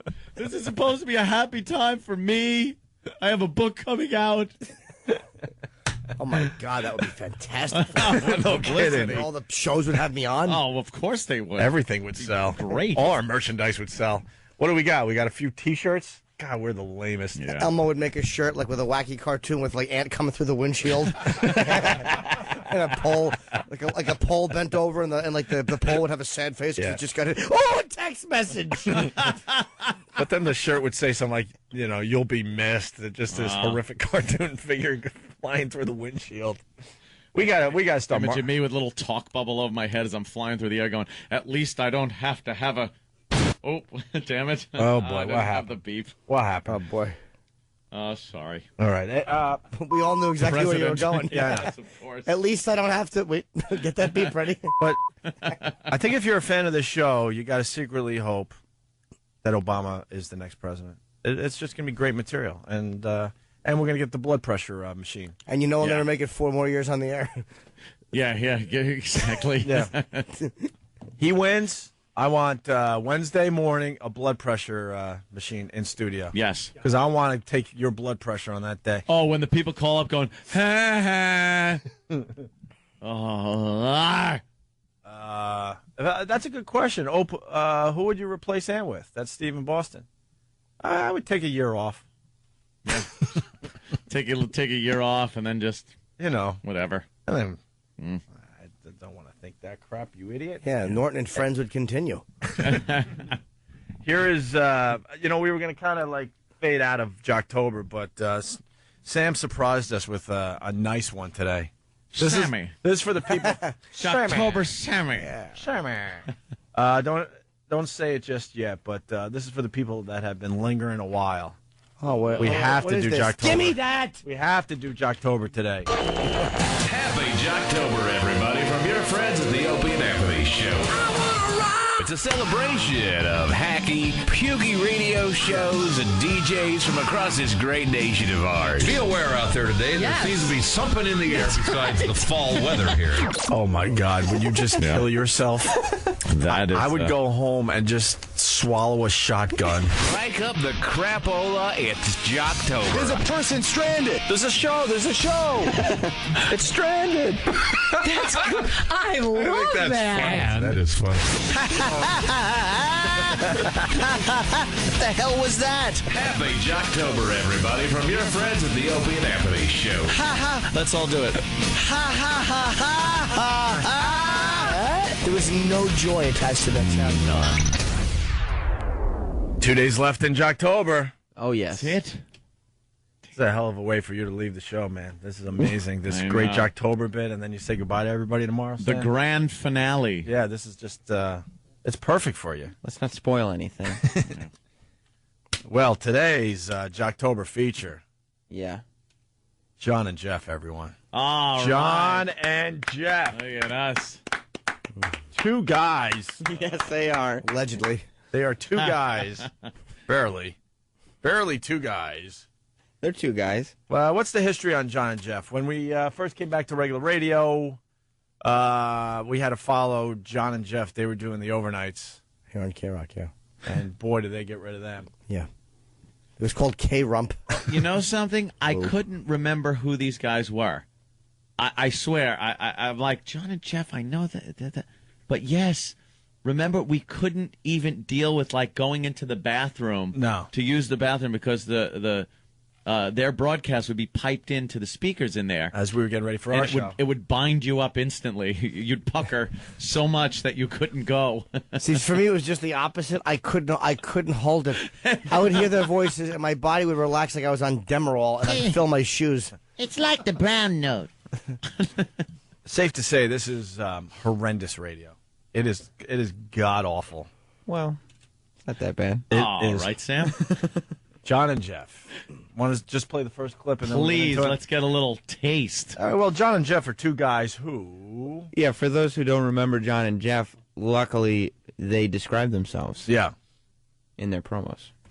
Due to the mature and graphic subject matter, viewer discretion is advised. The John and Jeff Show. The John and Jeff Show. We're two guys who think if you lie about a crime, you gotta do the time. We're two guys who think vegetarians should just mind their own business. We're two guys who think the divorce rate would be 80% if a man didn't lose half. We're two guys who think anyone caught driving without car insurance should have their vehicle impounded. The John and Jeff Show. The John and Jeff Show. But that's not. It's not funny stuff. It's not interesting. It's real stuff. It's just they're just blurting things out. But they're dangerous. At least they're taking a stance. Wow. Exactly. They are really like on the edge there. controversial stuff right there that they were blurting out. They're letting you know if you're going to call their show and be like, hey, I'm just driving and I don't have car insurance, it's not going to fly. Hey, we think your car should be confiscated. Yeah. Why wouldn't you pump up that concept with some humor? Like, we're two guys that think vegetarians should mind their own business. Well, they're right. Their own beeswax. You could come up with a million things that you'd like to do with vegetarians. The thing is, though, you could come up with a million funnier things, but you could probably come up with nothing unfunnier. So they've hit the zenith in one direction. It's amazing. You could pump that crap up easy. It's easy stuff. But it's miraculous how they have found the unfunniest things, and they've listed them all in a row. Yeah. We're two guys. We're two guys who believe that if you put a left shoe on a left foot and a right one on a right foot, you should be walking comfortably. God almighty, these guys are nuts. They're out there. Wow. And let's not forget that one of these guys likes to go to Thailand. Yeah. God, we did hours on that. Thailand. We did hours on that. It's only one reason to go to Thailand. Well, on the website, the one guy, I don't even know who it is. That's John. Oh, I can make, all right, this guy who's John. Okay. John. There's a lot of pictures of him with young girls. Very young girls from Thailand. That does make me like them a little more, though. They're 18. They don't look like kids. They're just, like teenage chicks. Yeah, but when I see the pictures like this, I feel sorry for the dude because I'm like, look, a guy that can't get a real broad. Dude, look at the one all the way to the left. Come on. She looks like 14. Tops. Yeah. Uncle Paul. Well, let's move on. John and Jeff are two guys who do other stuff, too. Yeah, they don't just do those things. Yeah. But there are lots of things that they believe in and support. We're two guys that believe if your friend has a tent in his pants, you should relieve it. Yuck. All right, here we go. John and Jeff are two guys who do other stuff, too. The John and Jeff Show. We're two guys who think there should be no suicide watch in jail. We're two guys who think women's lip implant surgery should be declared a federal disaster area. We're two guys who think health care for illegal immigrants should be billed to their country. We're two guys who think there should be a telethon to find a cure for male baldness. The John and Jeff Show. They don't have one person around them that tells them that this stinks? How about we're two guys that should disagree once in a while to make it interesting? They're two guys that just agree on everything. Yeah, we're two guys who... Ugh. Oh, come on, look at that picture. How old is that girl? And that's in a bar in Thailand, man. Because you see all the same looking... I mean, how old was that girl? Bang. Bang. Can I just say that the caption, I just caught this, it really kind of stands out to me. Yeah. It says, John parties all night with, and then in quotations, it says, the ladies. Oh, is she a lady boy? I don't know. Is she a trans? The ladies. It potentially could be, but I find those quotes to be highly suggestive. Yes. Yeah. Ooh, in the lovely city of... It's great. Phuket. Right after they... Right after they took that picture, she was able to pop balloons with pins shot out of a straw. I've seen that show. Without using her hands, people. Yeah, of course. Just to bring it on home for everybody. Yeah. We're two guys who believe that cleverly put quote marks means you can tell the truth without lying. Well, guys, John and Jeff are still two guys, right? Yeah, they're definitely two guys. Oh, Jesus. The John and Jeff The Show. John and Jeff Show. We're two guys who think every DMV driving test should be in English only. We're two guys who think any woman who claims to be experimenting is in denial. We're two guys who think anyone who steals a shopping cart should be deported. We're two guys who think mandatory tipping for room service should be illegal. The John and Jeff Show. John and Jeff. These guys go out on a limb. We're two guys that realize we ran out of two guys stuff. Yeah. We're two guys who believe that writing with a sharpened pencil is easier than a dull one. Oh, they should both just have strokes at the same moment. Speaking of dull, the John and Jeff Show. But really, how many times have you gone to the supermarket and needed a shopping cart and realized there's not enough? It must have been stolen. I hope somebody deports whoever did that. Yes. I got to walk around with groceries in my hands. Yeah. I need to use a basket instead of a cart. Yeah, one of those little held baskets. Yeah. Unless they're stealing those too, I don't know. Oh. Jimmy's just angry. I'm not. I'm befuddled. You're befuddled. Like I don't know what it is. It's certainly not funny, but it's not even interesting. It's not. It's like they've managed to avoid anything that would make me want to listen to them. It vexes me. I'm very vexed. You want to hear the sad part? I thought we just did. They're one of CBS Radio's shows. Oh, are we they? work for CBS Radio. Those mother effers in corporate. These guys are in more cities than we are with this drivel. Yep. At what time, though? True. In the middle of nowhere. I'm but sure that's they're the third shifters. They're in L.A., San Francisco, Boston, Portland, Providence, Norfolk, Greensboro, Louisville, Grand Rapids, Ithaca, Charleston, Fort Wayne, Augusta, Reno, Boise, Charlottesville, and Sioux City. It says the morning radio commute just got earlier. Yep. Is what they say because they do their show at 2 in the morning. Yes, that's true. So that means it just got earlier. No, you're broadcasting to sleeping people. I guarantee they save money on a dump guy. They save money on lawyer fees. That's what it is. Very safe radio. If a signal goes out, but there isn't a radio on to translate that signal into actual sound. Yeah. Are you really doing a show? No, they probably have a dump guy because what happens if a vegetarian calls up and she's sticking her nose in someone's business? That's right. Right on. Andrew, New York. You're on the Opie and Anthony show. Yeah, John and Jeff. We're two guys that should make two guys one cup. Nice. They do. It's called their show. And the listener has to eat it. We got Jim Jeffries standing by, so we're going to have to take a break. Yes, young Jim is here. I didn't even know he was in town. Yeah, but we're very excited. None of us knew. He killed on your Down and Dirty. Yeah, he did. show Jim was for HBO. beloved. Did we play John and Jeff? There's two of them? No, I don't think we did. Oh, okay. The John and Jeff Show. John and Jeff Show. We're two guys who think there is no excuse for poor neighborhoods being dirty. We're two guys who think any band that comes back after a farewell tour should be sued. We're two guys who think parole boards should be eliminated. We're two guys who think children's beauty pageants are comfort food for perverts. The John and Jeff Show. The John and Jeff Show. John? They love their comfort food. Yes, he loves his Thailand comfort food, doesn't he? God. Let me say hi to Mark in Florida. Mark, how are you, buddy? What's up, guys? Hey. Hey, there was nothing on late night radio, and I used to have to listen to these clowns.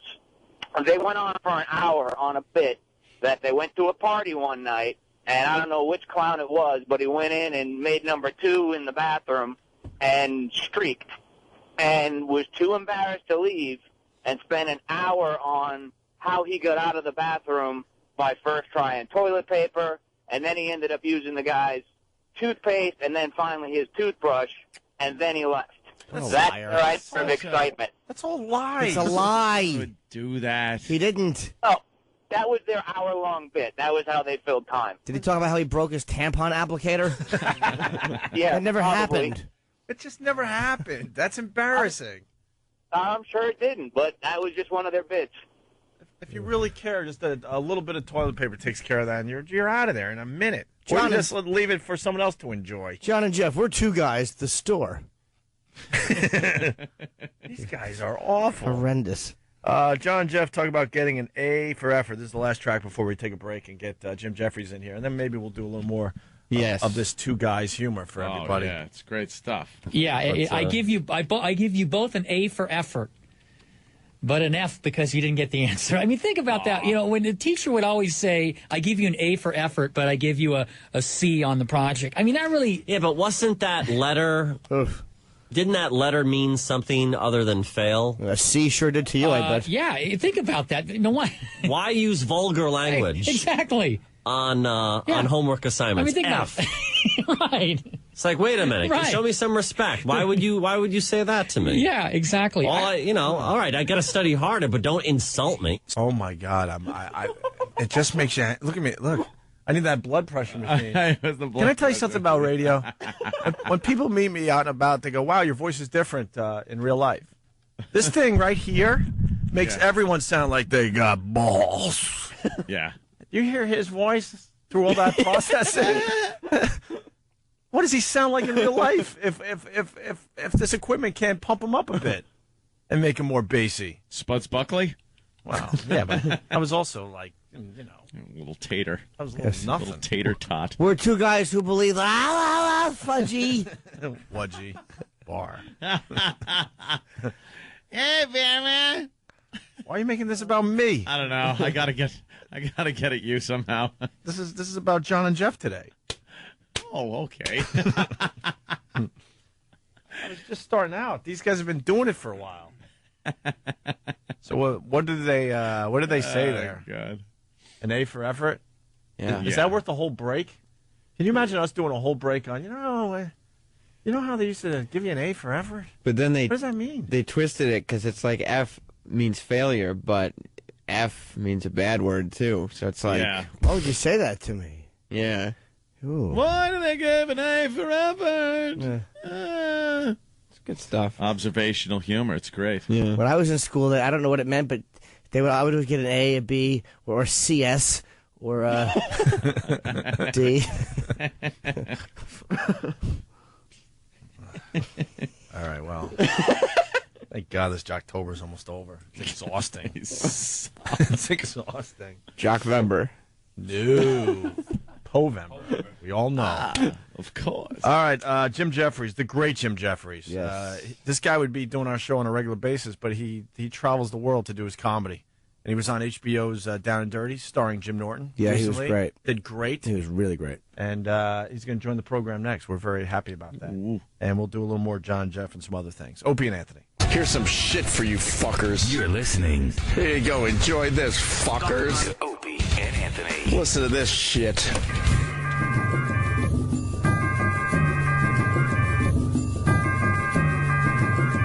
This is a bit mellow.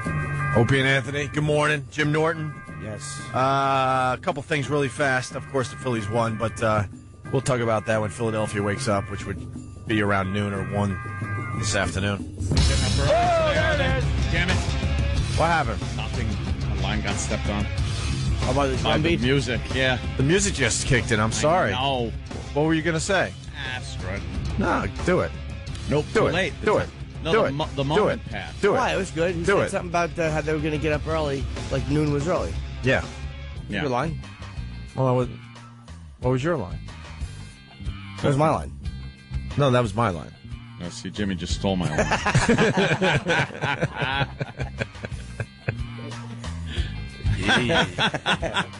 Want to feel old today? Want to feel old? Oh, it's feel old thingy? Yeah. That we're doing now? These little things that make you realize your life is just like TikTok. flying by. The Fonz has a birthday today.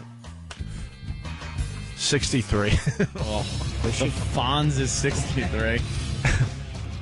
Isn't that how old he'd be if he was really in the 50s? Like, what happened? Yeah, I don't know. Well, he was old when he was making that damn thing. He was making believe he was some young little thing. Yeah, some young punk. He was already in his... Never fought. No. They were all just scared of him. Whoa, okay, Fonz. Yeah. He'll take off that leather jacket and do something with it. Yeah. Put it over Cunningham's face. Cunningham in my office.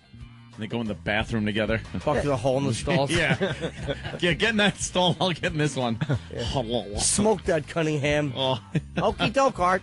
Yeah, he would take off the leather jacket, not a hint of a muscle, but everyone was scared of They him. were all scared of him. What did he know? Some of that karate. He had the T-shirt on, and no, yeah, all I know is he knew how to do that Russian dance.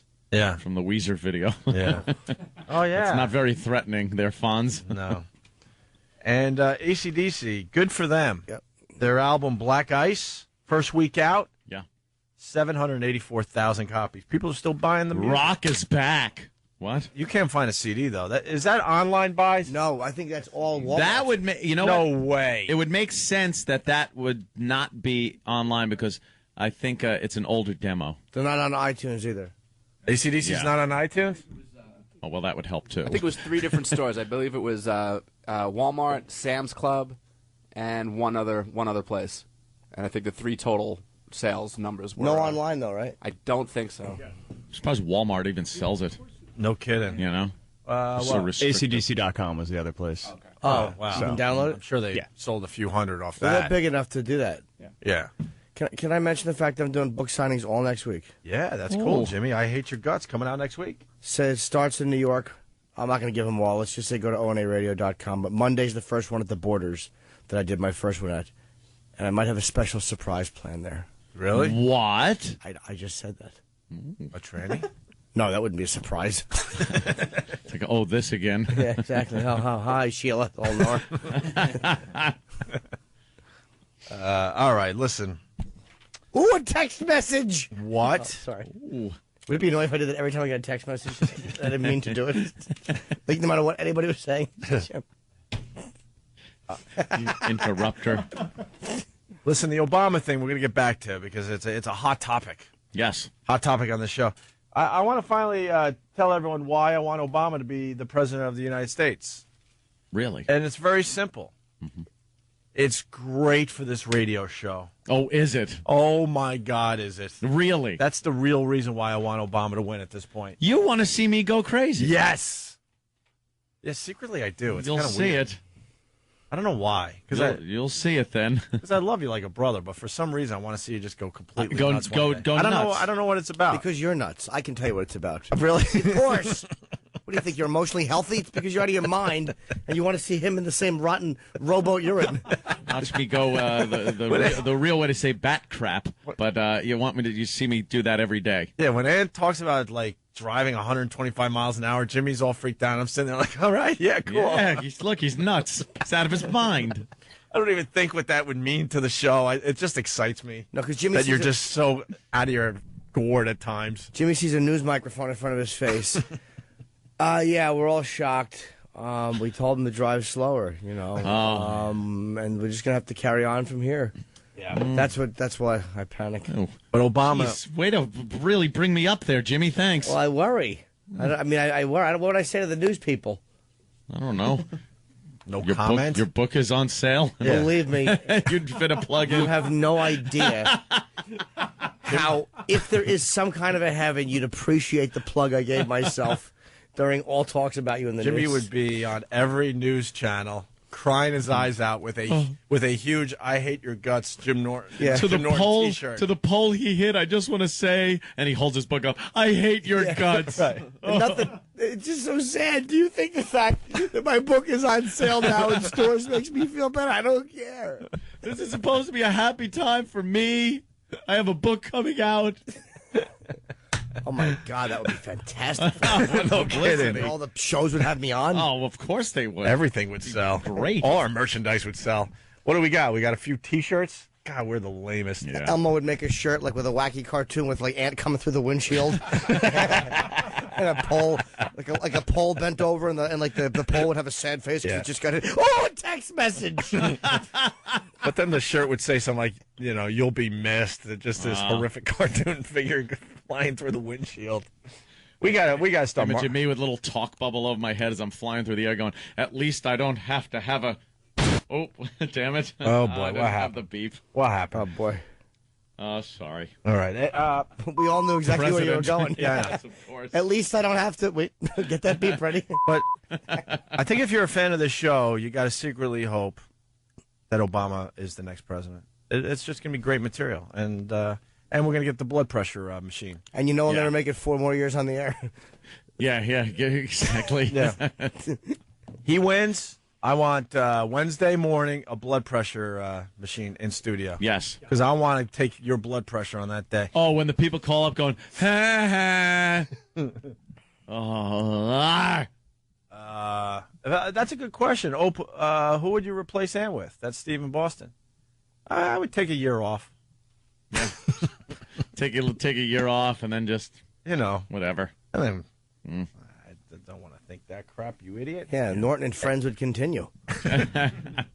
Here is, we were going to kind of like fade out of Jocktober, but Sam surprised us with a nice one today.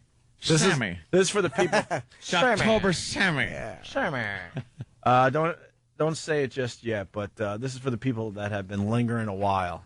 Oh, wait. We have to do Jocktober. Give me that. We have to do Jocktober today. Happy Jocktober, everybody, from your friends at the Opie and Anthony Show. It's a celebration of hacky, pukey radio shows and DJs from across this great nation of ours. Be aware out there today. Yes. There seems to be something in the air besides the fall weather here. Oh, my God. Would you just kill yourself? That is. I would go home and just swallow a shotgun. Strike up the crapola. It's Jocktober. There's a person stranded. There's a show. It's stranded. That's good. I love that. That is funny. What the hell was that? Happy Jocktober, everybody, from your friends at the Opie and Anthony Show. Let's all do it. There was no joy attached to that sound. 2 days left in Jocktober. Oh, yes. That's it.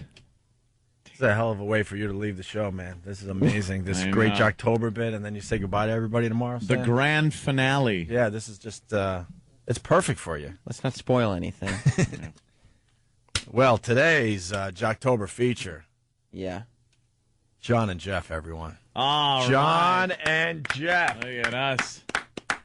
Two guys. Yes, they are. Allegedly. They are two guys. Barely two guys.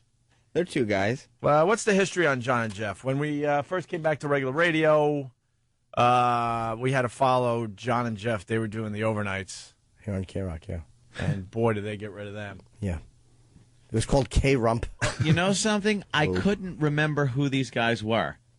I swear. I'm like, John and Jeff, I know that. But yes, remember, we couldn't even deal with, like, going into the bathroom to use the bathroom because their broadcast would be piped into the speakers in there. As we were getting ready for our show. It would bind you up instantly. You'd pucker so much that you couldn't go. See, for me, it was just the opposite. I couldn't hold it. I would hear their voices, and my body would relax like I was on Demerol, and I'd fill my shoes. It's like the brown note. Safe to say, this is horrendous radio. It is god-awful. Well, it's not that bad. All right, Sam. John and Jeff. Want to just play the first clip? And then Please, let's get a little taste. Well, John and Jeff are two guys who... Yeah, for those who don't remember John and Jeff, luckily they describe themselves. Yeah. In their promos. Due to the mature and graphic subject matter, viewer discretion is advised. The John and Jeff Show. The John and Jeff Show. We're two guys who think if you lie about a crime, you gotta do the time. We're two guys who think vegetarians should just mind their own business. We're two guys who think the divorce rate would be 80% if a man didn't lose half. We're two guys who think anyone caught driving without car insurance should have their vehicle impounded. The John and Jeff The Show. John and Jeff Show. But that's not. It's not funny stuff. It's not interesting. It's real stuff. It's just they're just blurting things out. But they're dangerous. At least they're taking a stance. Wow. Exactly. They are really like on the edge there. Controversial stuff right there that they were blurting out. They're letting you know if you're going to call their show and be like, hey, I'm just driving and I don't have car insurance, it's not going to fly. Hey, we think your car should be confiscated. Yeah. Why wouldn't you pump up that concept with some humor?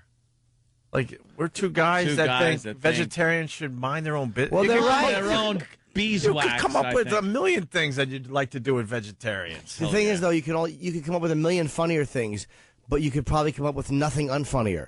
So they've hit the zenith in one direction. It's amazing. You could pump that crap up easy. It's easy stuff. But it's miraculous how they have found the unfunniest things, and they've listed them all in a row. Yeah. We're two guys. We're two guys who believe that if you put a left shoe on a left foot and a right one on a right foot, you should be walking comfortably. God almighty, these guys are nuts. They're out there.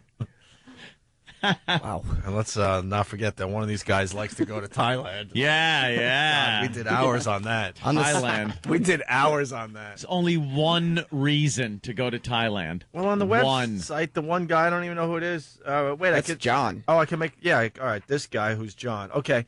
John. There's a lot of pictures of him with young girls. Very young girls in Thailand.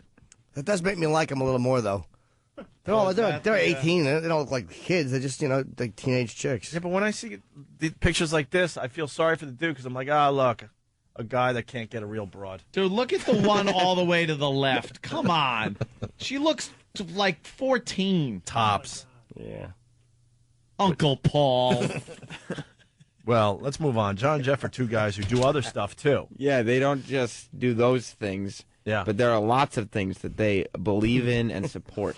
We're two guys that believe if your friend has a tent in his pants, you should relieve it. Yuck. All right, here we go. John and Jeff are two guys who do other stuff, too. The John and Jeff Show. We're two guys who think there should be no suicide watch in jail. We're two guys who think women's lip implant surgery should be declared a federal disaster area. We're two guys who think health care for illegal immigrants should be billed to their country. We're two guys who think there should be a telethon to find a cure for male baldness. The John and Jeff Show. They don't have one person around them that tells them that this stinks? How about we're two guys that should disagree once in a while to make it interesting? They're two guys that just agree on everything. Yeah, we're two guys who. Ugh. Oh, come on, look at that picture. How old is that girl? And that's in a bar in Thailand, man. Because you see all the same looking. I mean, how old was that girl? Bang, bang. Can I just say that the caption, I just caught this, it really kind of stands out to me. Yeah. It says, John parties all night with, and then in quotations, it says, the ladies. Oh, is she a lady boy? I don't know. She a trans? The ladies. It potentially could be, but I find those quotes to be highly suggestive. Yes. Yeah. Ooh, in the lovely city of It's great. Phuket. Right after they took that picture, she was able to pop balloons with pins shot out of a straw. I've seen that show. Without using her hands, people. Yeah, of course. Just to bring it on home for everybody. Yeah. We're two guys who believe that cleverly put quote marks means you can tell the truth without lying. Well, guys, John and Jeff are still two guys, right? Yeah, they're definitely two guys. Oh, Jesus. The John and Jeff Show. We're two guys who think every DMV driving test should be in English only. We're two guys who think any woman who claims to be experimenting is in denial. We're two guys who think anyone who steals a shopping cart should be deported. We're two guys who think mandatory tipping for room service should be illegal. The John and Jeff Show. These guys go out on a limb. We're two guys that realized we ran out of two guys stuff. Yeah. We're two guys who believe that writing with a sharpened pencil is easier than a dull one. Oh, they should both just have strokes at the same moment. Speaking of dull, the John and Jeff Show. But really, how many times have you gone to the supermarket and needed a shopping cart and realized there's not enough? It must have been stolen. I hope somebody deports whoever did that. Yes. I got to walk around with groceries in my hands. Yeah. I need to use a basket instead of a cart. Yeah, one of those little held baskets. Yeah. Unless they're stealing those too. I don't know. Oh. Jimmy's just angry. I'm not. I'm befuddled. You're befuddled. Like, I don't know what it is. It's certainly not funny, but it's not even interesting.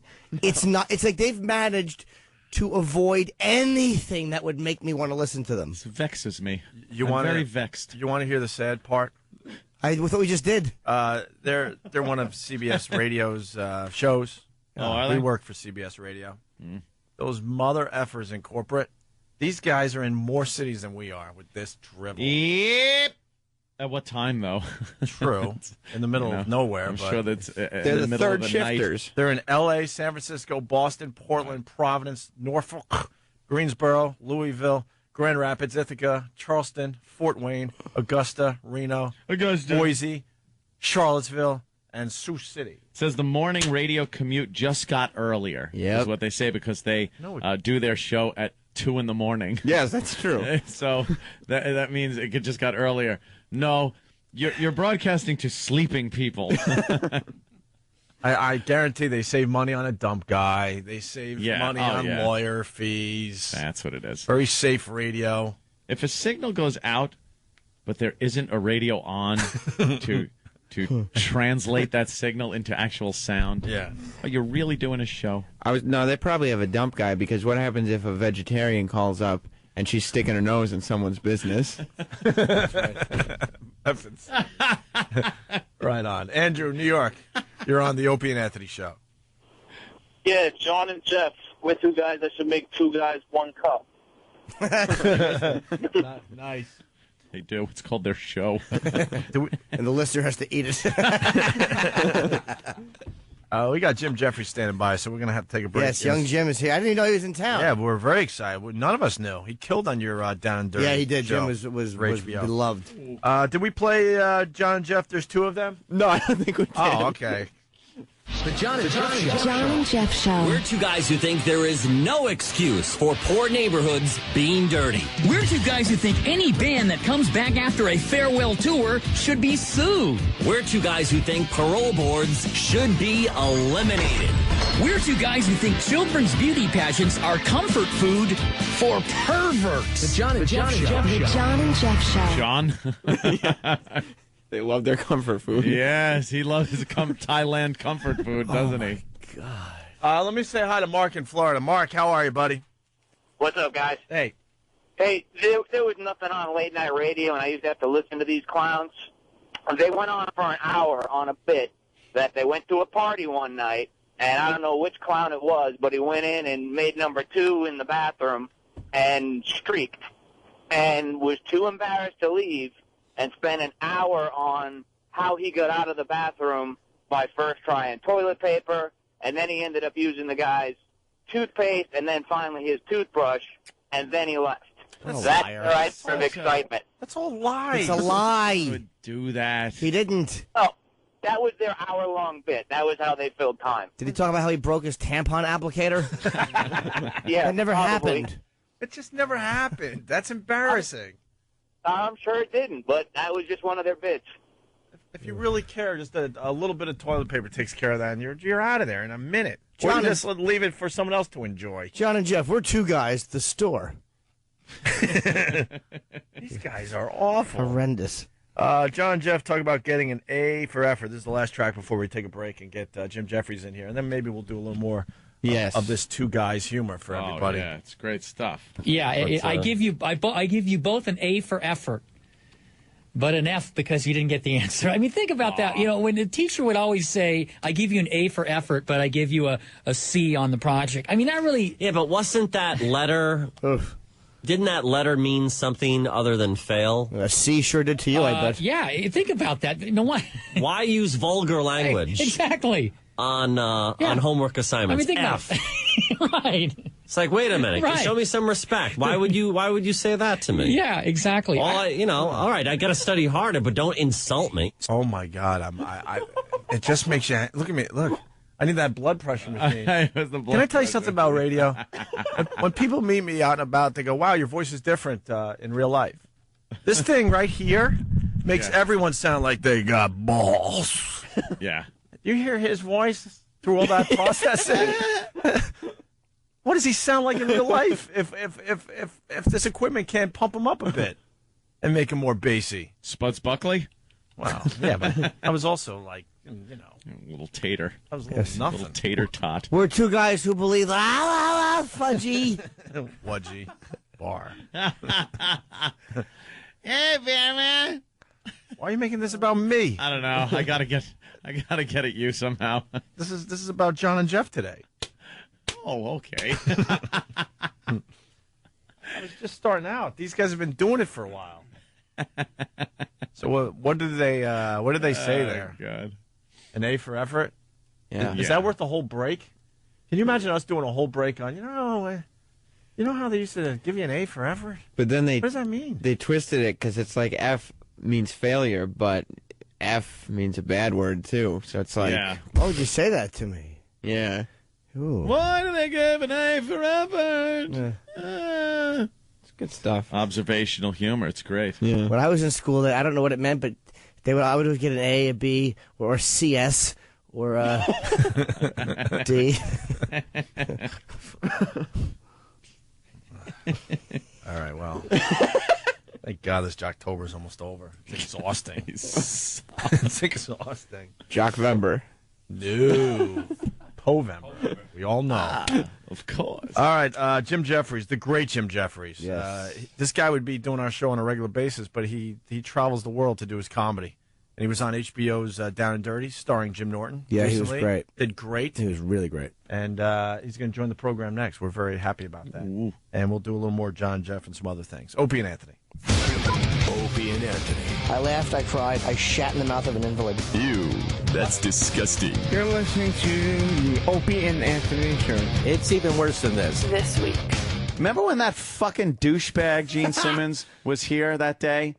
And he was over at Channel 11 before? Mm-hmm. He was giving Jill all kinds of fucking shit. Like trying to pick up on her and everything. And then he made like he didn't really know anything was going on. And then he goes, oh, maybe I'll just go and fuck your girlfriend.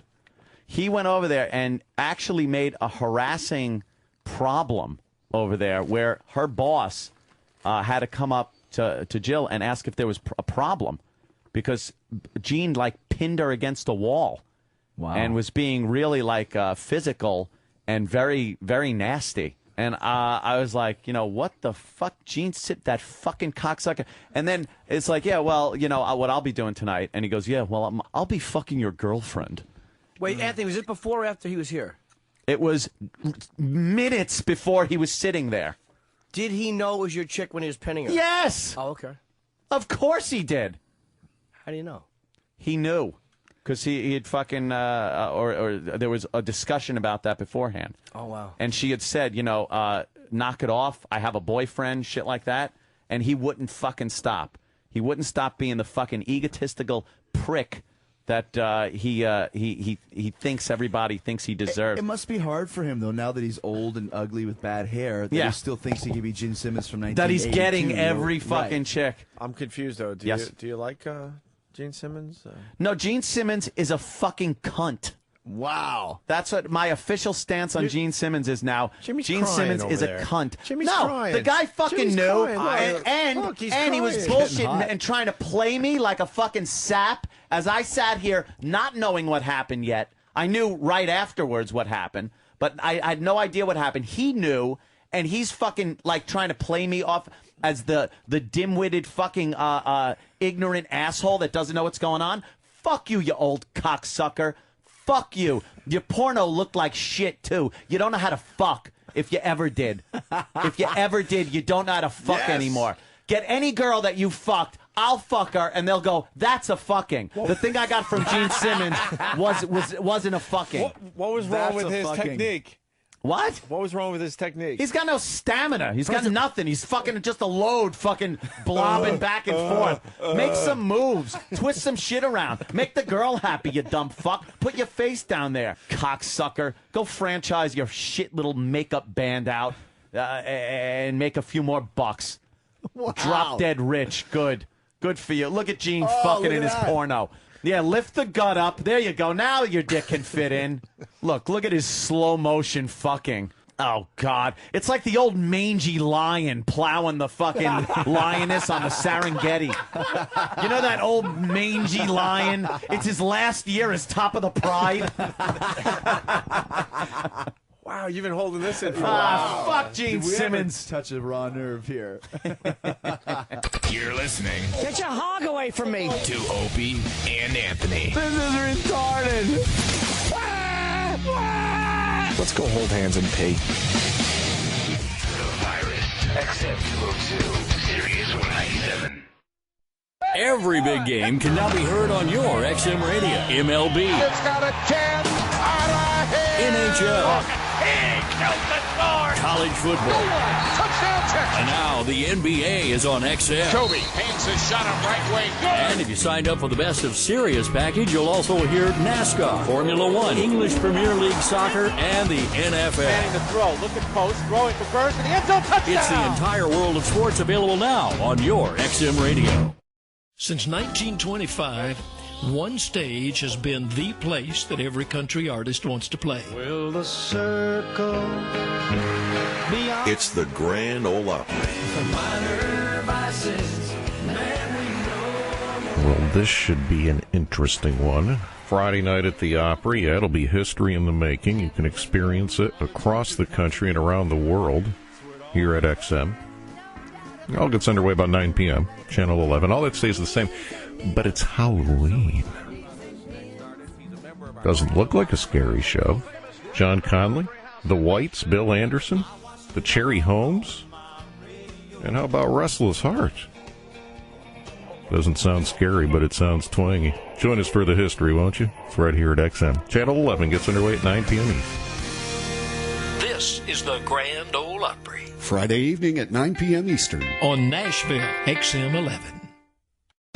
Rachel Maddow. Barack Obama, he says, I want to take this opportunity to speak directly to those of you who opposed my decision to support the FISA compromise. 1, it wasn't a compromise. The White House got everything they wanted and more. 2, the retroactive immunity says you can get away scot-free if you have friends in the right places and you pay enough lobbyists. But 3, that he does not seem to be getting. There's a belief in the White House that the president does not have to follow the law. It's XM 167, America Left, powered by Air America.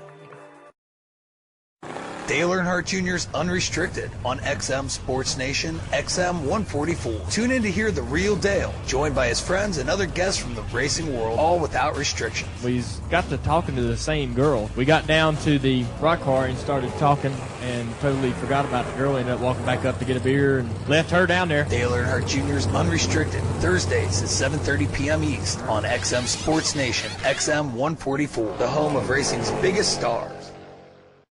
Want to send a message to the Opie and Anthony Show right from your home computer or PDA or cell phone? Oh, shit, check a text. Go to opieandanthony.com and click on the instant feedback link. Swim walk. Please be advised that if you send too many negative comments, we'll ban your IP address, your email, and even take down your MySpace account. Well, you're in deep doo-doo if that happens. Because we're a bunch of insecure, ruthless cocksuckers who love taking revenge on people who hurt our feelings. Damn you! Go to opieandanthony.com, click on the instant feedback link, and send us some feedback.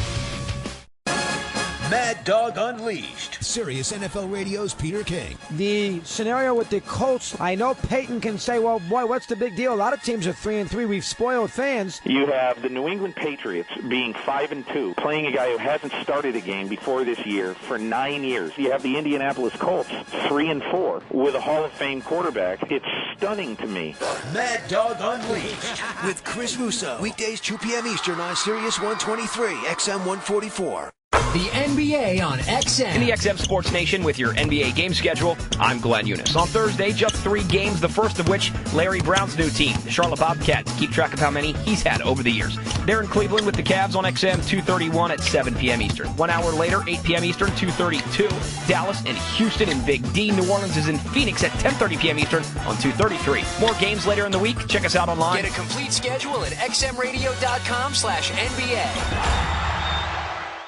You know when something happens to you and you just fall to your knees and you just go, thank you, Jesus, God. Like if you found like $100 bill on the ground and you're like, ah. I like how you had this great big setup and then your example stunk. Hey, everybody, what's up? This is Joe DeRosa from Uninformed. Guess what? Me and Bill Burr, that is, are going on the road live touring. The Uninformed Tour. Come check it out. Now, listen, now, obviously making fun of, like, hitting women, that's obviously a joke. We don't advocate it. Well, dude, we get people calling up the show saying outrageous shit. Joe, you know, if our audience is a bunch of psychos, that's what we have to start with. November 6th through the 8th, we'll be at the Improv in Washington, D.C. Call 202-296-7008 for details. The show is called Uninformed. This is my opinion that I made up 10 minutes before we went on the air. Oh, man. Call the Opie and Anthony Show. 866-WOW-1-WOW. 866-WOW-1-WOW. 866-WOW-1-WOW. Cell phone and PDA users, send your message to feedback at opieandanthony.com. Call the Opie and Anthony Show. You're listening to the Opie and Anthony Show. One long act of auditory rape. Hey, this is very cool. We had no idea you were coming in today. Oh, that's sweet. Jim Jeffries in studio playing. We had no idea. I'm serious. And usually we do. Right. I didn't know you were playing Caroline's this weekend, right? Yeah, I'm at Caroline's this week. Not all shows, though. What shows are you there? I'm doing the late show tonight, and then I'm not doing anything for Halloween, and then I'm doing the Saturday, Sunday. I don't know what they're doing at Halloween. This will be my first Halloween in New York. I'm very excited. I haven't got a party to go to yet, so if anyone's got anything that's got a lot of girls that are we got a party going on Friday night. No. He should go down to... there's a great party that goes on down in the Village. It's fantastic. Yeah, this is the place to be every year. Is it? Oh, yeah. A guy like you, it's perfect. I haven't got an outfit. I want to go as foreign guy. Foreign guy would be perfect down there. Foreign guy's the best guy because you meet girls and you go, oh, I don't know about the costumes. You meant to wear a costume. You act stupid. Yeah. People love stupid. And I'm guessing now from the looks, the village is gay, isn't it? Well, it's gay. It's a gay face. I think I figured out. Cut the back of your pants Just a little out. tiny bit, a little wink here and there. You are sharp. Yeah. We had our poker faces on too, man. You are good. Yeah. You just go out. Anything that's called the anything is always gay. Chaps. Yeah, well, what are you gonna do? Jeff and Jim are offended by the village. They don't agree with. I'm looking at Jeff and Jim. We're two guys that don't agree with having chins. They seriously they've got no jawline. Yeah, they're not good. You get that from eating Thai hookers. Oh yeah, that one is the one on the left. That little one that is really inappropriate. Yeah. Yeah. No. Well, he enjoys his trips to Thailand. Who wouldn't? Who wouldn't? And no one pays his health care when he's over there because he doesn't agree with it. He gets it mailed back to America. That's how he likes it. And wait a minute, don't you have no health care here anyway? So why are they going when immigrants get sick, you have to mail the health care back? If you've got no health care, what's to mail back? If you get in trouble here, you go to the hospital, they have to treat you. Do they really? Yeah, they do. They just make you wait for like it's what type of country? Yeah, you just wait with a head wound. Why, you got the health care in, where are you from again? Everywhere else in the world's got the health care. Yeah. You name a country, I'll tell you. Oh, we're still fighting against it. Oh, no, we can't have this. No, it's the best thing in the world. It costs too much money when you're the defender of the world to take care of everybody. That's just the way it is in this country. We're like the head muckety muck. If it wasn't for the United States, all the countries with health care wouldn't need it because some totalitarian government would storm in and kill everybody anyway. Oh, I love the health care, mate. Sometimes I trip over, hurt myself just so I can get a fast lift home. Like, I'm serious. It's that level. Oh, I feel a bit better. Thanks, lads. Get on. No one says anything about it. I go because Jeffries is actually my middle name. I have a different surname. I changed to Jim Jeffries when I got into comedy. I go in there and just call myself Jim Jeffries when I go into hospital. No one questions it. No one asks for any ID. Really? Oh, yeah, come back with a positive AIDS test and off I go. No one's even phased. They let me back out in society and go, don't you be shagging any woman without a dom on. And I go, I won't, doctor. I love the medical service. I tell this on stage, but it's true. The medical service in Britain is so poor that when I was in Australia, I got my blood pressure checked, and the Australian doctor was like, Jim, your blood pressure's really high. You're going to have to go on medication. And then he goes, oh, look, go back, get it tested again in London, see how you go. I go back to London, get it tested again, and I get exactly the same readout that I got in Australia. And my English doctor goes, oh, you're good. And I went, what? The doctor in Australia said that was too high. And he went, Australians with their salads and sport, their standards are too high. So I don't have to go on medication. I just moved to crappier countries. North of the equator, it was a great blood pressure. Once you go south of the equator, they're very healthy in bad, Australia. yeah. Very healthy. Australia's got good medical they're all care. strapping. They down are. there. They're Bunch of strapping men down there. It's very. Yeah. We have the biggest gay population in the world in Sydney. Really? It is a Congrats. place. It is a place that was founded on convicts. So, what did we think was going to happen? Yeah. What do we think the outcome would be? They got used to doing that, I guess. Sydney's got the biggest gay by a mile. Beat San Francisco and all that by a mile. Yeah, San Francisco. Yeah, San Francisco. Is that a gay town? Is it? Wow. Yeah. Wowie kazowie, is it? Yeah. The drinking water is white and milky. Comes out of the fountains and you just let it splash you in the face. Yeah, there's no floss between. You have to squeeze these things hanging off. Slap yourself in the face with the fountain. This says the man wearing the San Francisco jumper. It's all very convenient today. Oh, Jimmy does have a San Francisco hoodie on today. Oh, I actually didn't realize I was wearing the hoodie so that people can't see him in the park. Looks like someone likes that city. No, I went with a chick, okay? If I lost my sense of humor, I ain't gay. I'd go to girl. Dude, I came back from San Francisco. Said exactly that. I went to San Francisco. Man, the women, they're the hottest ones in the country. That's because they live. You feel like you have to defend. That's because they're untouched. Of course they are. But you feel like you have to defend that you went to San Francisco. If you're not beaten down all day, you're going to be good looking as well. Yeah. Gay men just stroke and hug them. Yeah, they go shopping with them. Yeah, they've got the best people in the world dressing those girls. You want to do more John and Jeff stuff or what? As long as we don't poke fun. Well, let's not be mean-spirited. These guys are good. Well, maybe we could get Jeffrey's angle on this. For the whole month of October, we're just featuring horrendous radio. Right. It's called Jocktober, And we got this show. They're John and Jeff. They do overnights, and they're just horrendous. I'm sure you've done a lot of bad radio shows in your day. Huh? I have been on them and done them, and yes, been part of them. Yeah. Oh, my word. Yeah. Well, we get back into this with John and Jeff.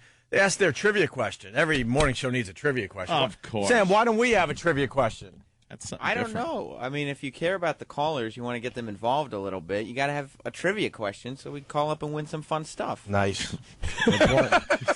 Sarcastic ass.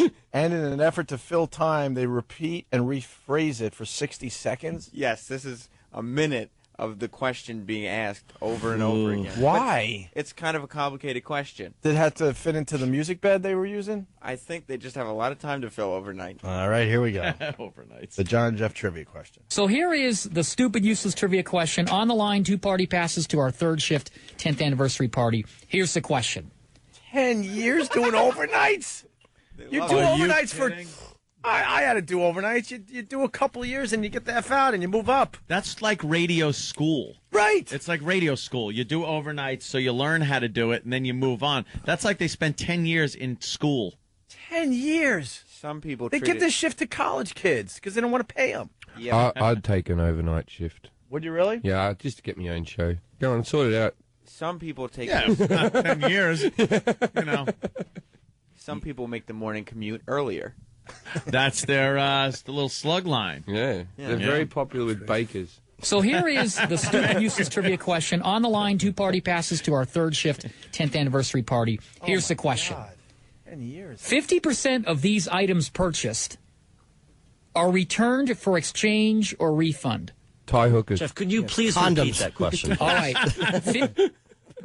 And then he says, could you repeat that question? Repeat it? For what reason? You didn't get it. It was very complicated. Are returned for exchange or refund. Jeff, could you please repeat that question, please? All right. 50% of these items purchased are returned for exchange or refund. What item? Adult diapers. What is it? Hang on, I think we've got one more repeat. You think? I think we might. Or maybe even 2. What is it? People buy these, and then 50% of them are returned for refund or exchange. Let me think about this. Yeah. I'm going to go your Half soul. the people return these for a refund or an exchange. Yeah, what do you John think it and is? Jeff stickers. That's all I can come up with. 50% of these items per... Oh, my God, they're still doing it. Of course they are. 50%. These are John and Jeff party tickets on the line. We got to make sure the question is... They have a party. The party actually goes from 6 in the morning till 10 in the morning because they're busy at nights. It's not a nighttime party. It's a lunch. They're going for a 5th repeat of that dumb question? I thought 3 would be a lot. No, the people have to know the question. What is the question? 50% of these items purchased are returned for exchange or refund. Don't do it for a 6th time. Please don't. It's got to be a fruitcake. Actually, that's as good an answer as any. Fruitcake. Yeah, that's what he leaves on Ty Girl's back. Fruitcake. or boys. Or fruity young boys. Yeah, whatever. We don't get the answer, do we? No. Oh, good. They'll never know. No. I have to have the answer. I would now. like to now I know need what the answer. 50% of people... All right, well, Sam knows how to do this bit. Next track is Michael calls in and tries to answer the question, displaying the utter excitement this bit brings. Right, because if he gets it right, you got to believe that it's going to be somebody jumping for joy. Yeah. If he gets it wrong, it's just going to be someone crushed. Because of the tickets that are on the line. Yeah, just the raw emotion in this guy's voice. All right. All right, let's go to Michael. You're next on the John and Jeff Show. Hello, Mike. Yes, I'm here. Good morning to you guys. Good morning. Good morning to you, sir. In reference to, I'm gonna take a guess at your question. I'm thinking it's neckties, but I don't know. But that's neither here nor there. All right, hold on. Okay. Is that your final answer? That's the only answer. So you think 50% of neckties are returned for exchange or refund? I just made a wild guess. Okay, wild guess. Let's see if that wild guess pays off. That is not the answer I had. Wow. He was almost right. It was Colombian neckties. Yeah. Once you hang yourself with them, you can't take them back. You hear how disappointed he was, though, right? What did he say? Yeah. He said, okay. Okay. What you win is a free hammer to break your radio with. Wow. No. It was a serious statement. No. Hey, more funny. Oh, wait. You thought... Booty, boo, boo. Wait, you thought that was a joke? No. Factual. Actual Yeah. prize.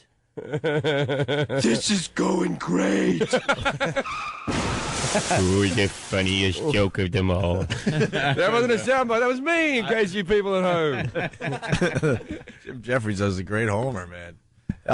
Well, Sam, I mean, you had to give us more audio on the trivia question, huh? Yeah, it's a big Daniel? staple bit. Daniel tries to answer the question, which leads to some very funny situational jokes. Right. You know how sometimes, like, a humorist will take a situation and make it funny? Yeah.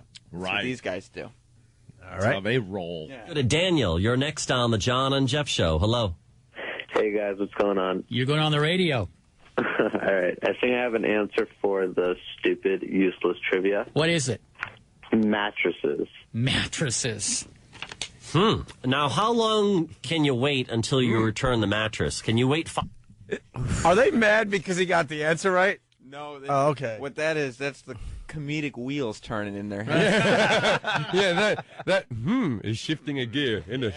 Let me think now. There's comedy gold here somewhere, and I'm going to mine for it. People have sex on mattresses, I believe. Yeah, that happens. And sex is funny. They sleep on them. They do, where's something? Let me just craft this joke on the spot. Don't tell me they do the mattress tag joke. I will strangle you. Don't tell me that's where they're going to go with this. Don't tell him. Just let it find out. You know, where you're not supposed to rip the tag off. Under There's an old penalty of staple. law. To morning shows like to joke about that. Well, this is an They like to overnight show how edgy they are. This is an overnight show, for the record, Oh, not all a right. morning show. Yes. You're not going to answer me? Morning. No, I don't want to get starts strangled. earlier. All right. Yes. Well, let's see where they go with the mattress thing.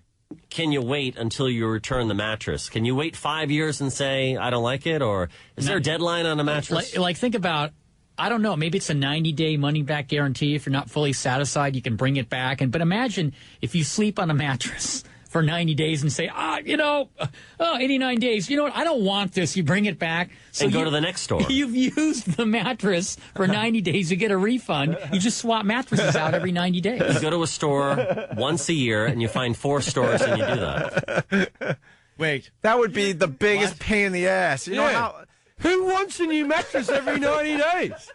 You just got used to the old one. The last thing I want is a new mattress. Jim, I'm so with Let you. alone finding 4 stores and doing it. Most people don't buy a new mattress because it's a major hassle. Yeah. To get the old one out of your stupid I'll have room. a spring going through my spine before I will venture down to the mattress store. You got to call up your buddies. They got to figure out how to get the mattress, down 5, Yeah, but you could flights of sleep in it. stairs. Or you have it delivered, and you have to now wait between the hours of 10 a.m. and 5 p.m. for the delivery to show up. Well, it's just a pain in the ass. And also, if you exchange them, there's going to be slight altercations in price, and that's going to cause confusion. Right. None of this makes any sense. This isn't convenient or good. Why would that you be do funny? this? There's nothing fun about that. Sometimes when you get the dead hooker smell, you got to remove your mattress. Yeah. When a young Thailand boy is found dead on your bed, you got to get rid of that thing every 90 days. Every 90 days. What? No, not 90 days, every 89 days. 'Cause you Right, wanna right. He push it said out to the 89 limit. days. Which the problem is, there's going to be a few days left over there that you don't. Well, you do. get 4 mattresses a year, though. That's terrific. Yeah. Because you No, really you get more than 4. because you really wear out a mattress Oh. after 89 days, too. Kevin huh? from Connecticut saying, and leave the last S off for sodomy. Why are there 4 knee prints really close to each other? 2 and 2 directly behind us. But they'd never have to pay for the mattress. John and Jeff think No. you shouldn't have a mattress for more than 90 days. Well, Sam just put it all in perspective. What? Yeah, because you'd never have to pay for the mattress. Right. Wouldn't you? It's still a major hassle. I thought you paid for you it, didn't paid like for it, then you exchange it for another one. And when you exchange something, you still have to. They don't give you the money back and another product. So what is he talking about? Because you go to a different store, you got to get your money back for that mattress and use that mattress money for a new mattress, and the cycle of it all. But it's still your money originally. Can you imagine? Yeah, but the money's already out there, always out there in the universe. You're getting a new mattress for the same money. There would be a time when you're in the car driving between stores where you'd be cashed up again, and those would be good times, wouldn't they? Those would be good times. Those are the good times. But if you did this for several years, you'd never have to buy a second mattress. Right. Imagine driving on a highway with a mattress on the top of your car every 3 months. Then go, there goes Jeff again. Right. There he goes. No one's on to his scam. Trying to bring back a pillow with teeth prints in it. All right, the mattress humor's got to stop here, right? How do we wrap up the John Jeff Jocktober bit there, Sam? No, we keep going with the mattress stuff. Oh, they must say more about the mattress, Opie. Play us the rest of the mattress. Please. All right. There might be other pearls in there. There's 2 more tracks about the mattress. I had to edit it, so we did take some stuff Enough out. about the mattress. Is it still illegal to tear that tag off your mattress? There you because go. are the federal? There you go. There it is. Who knows radio? I don't know that joke. What is that joke? It's There's a tag. There you it's go. like a tag that says that the mattress is not been Pampered. like dirty or used or it's like one of those sanitary. It's a sanitary tag. Like the it says that sashes it's used to go on sanitary. toilets. Yeah. And it's got like what's on it, what's in the mattress, what it's made of, kind of a thing. And pillows have them on there too. And it says this tag is only to be removed by consumer under penalty of law. But people have taken it to like comedians, old hack comedians back in mostly old morning days, shows and morning shows have taken it like literally, like if you remove the tag, the pillow or mattress police are going to come in and perhaps arrest you because it does say under penalty of law. But I do believe they mean that if the if the store where they're selling these mattresses takes the tag off to do any kind of shenanigans with the consumer, that there's some kind of law that they could be fined for it or something. No one's going to mattress jail. No. That's all I'm saying. It's a way of showing that you're an edgy human being. Yeah. You're crazy. You're crazy. I don't follow the rules. Would you cut the tag off a mattress or something? What are you, insane? What are you in for? Look at this guy. All right. Can I hear the rest of their joke? One step ahead of the law. They got to tell it more. They got to tell it awesomely. Oh yeah, it's gonna be great. 'Cause I feel like Anthony's timing was all out there. I don't feel. You didn't do it justice. It's such good material. It's terrible. I know. Now we're gonna get the funny. All right. I swear I didn't hear this clip, but listen for the outrage. Listen for the oh my God, you're crazy. Probably over the top laughter. Sometimes people take the mattress joke kind of like what Anthony said, but they take it to the next level. Whoa! I wish. We wish we could be John. I wish I could do that. We could only take it so far. These guys know how to really hammer the point home. It's like Anthony's mattress joke on crack. Whoa! Really? Wow, Yeah. Sam. Yeah. I've never taken crack before. This is good. This will be an experience. All right, here we go. We can only dream that we could be as good as these guys. Is it still illegal to tear that tag off your mattress? Because are the federals going to come into our homes and do an inspection? John, I'm not proud of this, but in 1995, on a dare, I ripped. I was with a lady, John, and in my single days. Things got a little aggressive. I was trying to impress her, and she said, someone held on to the tag, and she said, Jeff, I dare you to rip the mattress tag off. I dare you. And of course, I wanted to be the man, and I was in a good mood. This time, and I ripped that tag off. And John, the helicopters, the loudspeakers. Within 5 minutes, the feds were there. And I was detained for a while. Yeah, what is it about that tag on your mattress that is so precious to the federal government? They showed up, and I was detained and questioned. Why don't we have the presidential candidate say, tear off those tags? Where's Reagan when we need him? All right, look, these guys they need to be fired. There was helicopters. They're trying to get fired. No one will fire them. But the bit where he goes, so I was dared to, and I wanted to be a man. Be a man. Yes. Yeah. Show me your vagina. I said, what's that? Because the girls all sit around going, I want to date a real man. I want to date a guy who can make a flimsy joke about ripping things off mattresses. Where are all those men in this city? Dude, you know something? That was worse than I even imagined it could be. Like, I knew the tag joke. Ope knew exactly where it was going. And Sam was right. They took it to a whole new level. Yeah. It was so much worse than any tag joke I've ever heard. That could be the worst banter I've ever heard done in public. Ever. About anything. Like serious or comedically. Right. It was just uninteresting. Yeah. I bet you it was their last break of the morning, too, because they knew that's when they have the biggest audience. High fives all around. So it was penciled in for 5:50 a.m. or whatever the hell the time would be. What's with that tag, No, huh? John. He's a stupid thing with his J. What's John. with that tag, though? Get some The fake. federales. Get some fake caller to bring up mattresses so they can lead. Why does he go bring Reagan back? Was he known for his strong stance on these type of things? Like, I'm not from this country, so pardon me if I'm ignorant. Well, Right? I'll try. You're going to try to I'll work the try Reagan to angle? work that angle. It was almost like a Mr. Gorbachev, tear down that wall. Oh, and he was right, like, tear right. off that tag. And then he goes like, Reagan. Boy, did he go off on a tangent. Holy He's crap. comparing the Berlin Wall to tags and mattresses. To the Either tear. that, or it's a joke that only an Alzheimer's patient would tell. Well, we get the grand finale here of the John and Jeff show. Yeah. Now I'm sad that Jocktober's almost over. I hope it's 2 gunshots. Like, I hope their show ends the way Dylan and Eric's did in Columbine. Each wearing a glove from the same set. Well, what's great about this whole thing? Corporate here in New York City, scratching their heads. We don't understand what's wrong with radio. What's the problem? How about you start with John and Jeff and show them the door? Are they big time? These guys? They're the big overnight show for this company. Right, but they make a good living being knobs, Sure, right? probably. Being thick as pigs. Probably. I can think Probably do all right.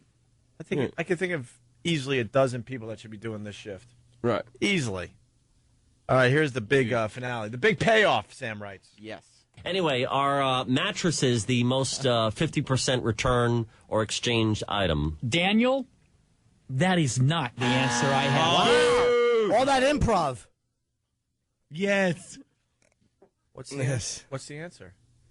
I don't know. I stopped listening. Wait, you didn't keep. Oh man! I have to know the answer now, Sam. I have to know because in the end they go, "That's right, it's cake." All right. It's cake. Yeah, because they're going to make a big thing of it. No, yes, it is. That's the answer. Did you get the answer for We later need on the the answer. show? Yeah. And they'll relay their personal experiences with that item. I've returned that before. I can see that. Yeah, I can. Jeffries, we love messing with the audience because we know a lot of them have that OCD thing and they need to know the answer now. And that's when we go, no, you don't get the answer. Guys, I'm nuts We'll all know day. And it's like a who cares answer, but to them, it's everything. They need to know the answer or they can't There's leave people their house. Googling as we speak. Right. All right, Jim Jeffries is going to be at Caroline's. It's a weird schedule for him because he's wrapped around the Halloween thing. So you're there tonight. Late show tonight. Late show tonight. Nothing on Halloween. You're It's Saturday, Sunday. You really should go see Jim Jeffries. Yeah, he's hilarious. You really should. He was on Jim Norton's Down and Dirty Show on HBO, and he was just amazing. He was great, man. Jim was one of the favorites that people loved him. That's very nice. That's going to lead to some things for you, Jim. Hope so. There was some nice exposure there. And then what, Caroline's Saturday. And Sunday. But And not Sunday. Friday because it's Halloween. But not Friday because it's Halloween. But is Halloween a big deal? Is it Well, something we're that doing a happens? Halloween party if you want to come. I'll come. Times Square, Hard Rock Cafe. Would there be nice looking girls there? No, not on one of our events. Well, no. No. You'd be like, who's that group of girls? We'll go, it's one. I'm not dressing up. Do I have to dress up? No, we don't dress up. Well, Anthony dresses up, but I usually just go as some kind of Renaissance but not guy. this year, right? But probably not this year. Parties from 7 I to just 10. do it so I could carry a real sword around. Last it's time a lot of fun having an actual rapier that I can impale somebody with. A rapiest with a rapier, how great. I was in L.A. last Halloween, and I went out, and it turned... See, what I don't understand is all the girls get, like... Can I say the word slutted on radio? Mm-hmm. Okay. Oh, yeah. They all get slutted up, right? And I didn't... What happens to me is I'm quite... I wouldn't say rapey drunk, but I'm a lecherous drunk, right? And I got all pissed up. These girls didn't think... it turns out, right, I went out with all these people from the industry. My agency took me out to this party in LA. Turns out I'm never allowed to work for Waters. I don't know what I did. Wow. Right, but there was some girl that I didn't pinch her on the ass or anything. I put my arm around her allegedly when I was pissed, and now pissed means drunk, of course. Yeah, of course. And of course. Of course. And I'm not allowed to work for Waters, so I'm can't work for Waters? For Water Brothers. Oh, No. Warner's. No. Waters. I was like, who gives a crap about this unknown company named Waters? Yeah, Waters. The Waters Company. What do they ever do for Probably you? put your hand around her Warner's. and thought That's you just bad. had your hand around her waist, but you kind of went a little far. In You know where you Britain, could that's kinda like grab a hello. hip? American girls are very sensitive to things like that. Yeah. Where in Britain, it's just, you've been taught about rights and things in school, and it's not right. So you could just go to Britain and pretty much just like start grabbing cans and Of course asses you and can. The everything else? girls love the Oh, attention. fantastic. We got to move there, huh? Yeah. All right, we got to take a break. We got, wow. Is Jason Mewes here now? Very cool. Yeah, Jason Mewes is going to be here. He's right outside the door, one of the stars of Kevin Smith's new movie. Zach and Mary make a porno. That's right. We'll talk to him next. Sam, great job, by the way. For Yeah, culling absolutely. that comedy genius. He will get the answer, though, for after the break. Please. And we got girls that are going to be dancing on the stripper pole. And Seth Rogen is calling in. At 8:50. So to the affiliates, we might go a little late today. A lot of action. So you decide what you need to do, but I think we're going to... We're still going over to satellite, yeah? Yeah. Oh, yeah. Then we do that. yeah. I got a few things I want to talk about on satellite. All right, and then we do this. Then we do the CB radio, and Yeah. and then our podcast. Walkie-talkies. Yeah. Yes. Opie and Anthony will continue. You're listening to Opie and Anthony. Hold on to your hats. Rock and roll. Opie and Anthony. Jim Jeffries in studio, one of our favorite comedians. He travels the world with his comedy, doing a whole bunch of Nights at Caroline's. 212-757-4100. Is that the number to buy tickets for me? Yes. Good. Do that, please. Late show tonight and then Saturday, Sunday. That's right. Come tonight. I got some people coming. I want to impress. Oh, really? Yeah. All right, yeah, let's fill up Caroline's tonight. Very important people.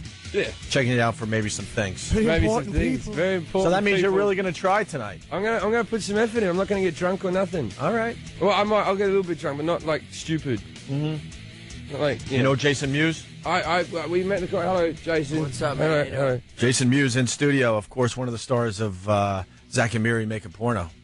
A movie I saw and I really, really liked. You liked it? I didn't like you nude, though. I wouldn't either. So I closed my eyes at the end for that. I don't know how you do that. Full frontal, right? Ridiculous. Just like not a care in the world, in the world. You came close though in Clerks 2, where you did the tuck. Yeah, it was almost all exposed, but I tucked it. So You did the famous tuck, yeah. it went. Each movie, I think, gradually got to that point, right? Because in Jay and Bob, I pull my ass out and. You know what I could say? I could say whatever here, right? Yeah, we'll figure it out. Because my junk my testicles were hanging from the back in Jay and Bob. So you saw They call that fly's eyes in Australia. Well, there you That's what they call it in Australia, fly's eyes. Just when you think you've never heard a new one. Hold on, because they probably dumped out on what Jason Mewes said, and the Jim Jeffries line Bastards. probably made it, but you're explaining something you did in Jay and Silent Bob. And Jim Jeffries said that they call that fly's eyes in Australia. Yeah, fly's so eyes. now you can just imagine what Jason Mewes If is you're doing. looking at a naked guy from the back, Right. and you can see between his legs from the back, what you'll see looks like fly's eyes. It's a pretty accurate one, though, isn't it? It's a good one. Fly's eyes. That is a good one. I give that to the American people. That's Flies eyes, thank you Thank so you. much. I love how we can exchange Now things I know. like this through different countries and cultures. We give you electricity and you give us fly's eyes.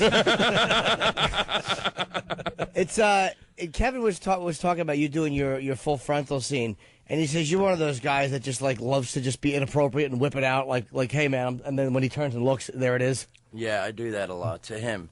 To my friends, though, I don't really go around doing it. When I was younger, I used to do it in school to the girls. And, Okay, that's better. yeah, when I was in like 6th grade, I used to like pull it out of my sweats and be like, "Come here, I want to show you something." In Australia, we call that rape.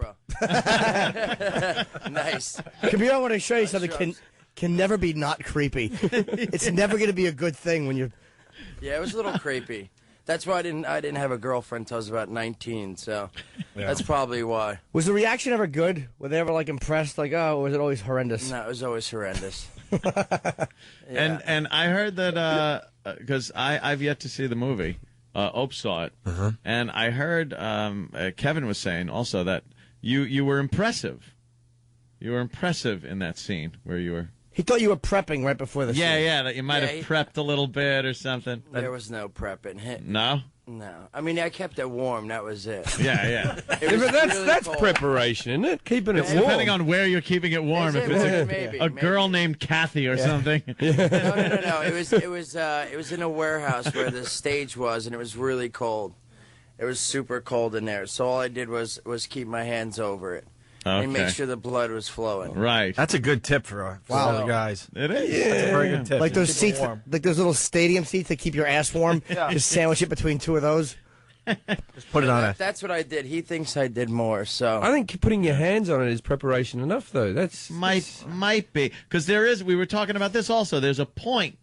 There's a very crucial point where it looks magnificent, like you're really. Pretty proud. You're all right. You're very proud, and then it crosses over into all right. He's trying, and there's aroused, and yeah, you kind of look and go, all right. I know he's been prepping. You go from proud to looking desperate. Right? I couldn't make it move. Put it that way. Because you notice when you get to when you start getting to that point, you can make it move. Make it move. It never got to the point that I could make it move. That's when you know. Hey, That's when you knew when you could wiggle it. Did I ever tell you the story about when I was hosting the Enemy Awards? It was the last time I was out here. I was hosting the Enemy Awards, and like a music awards for Britain, but they held them in LA, right? And Agnes Dean, the supermodel, came up and gave me a kiss on the cheek before she was presenting, and I got a stiffy, right? But I didn't know I got a stiffy because I was just excited about the whole idea of a supermodel, right?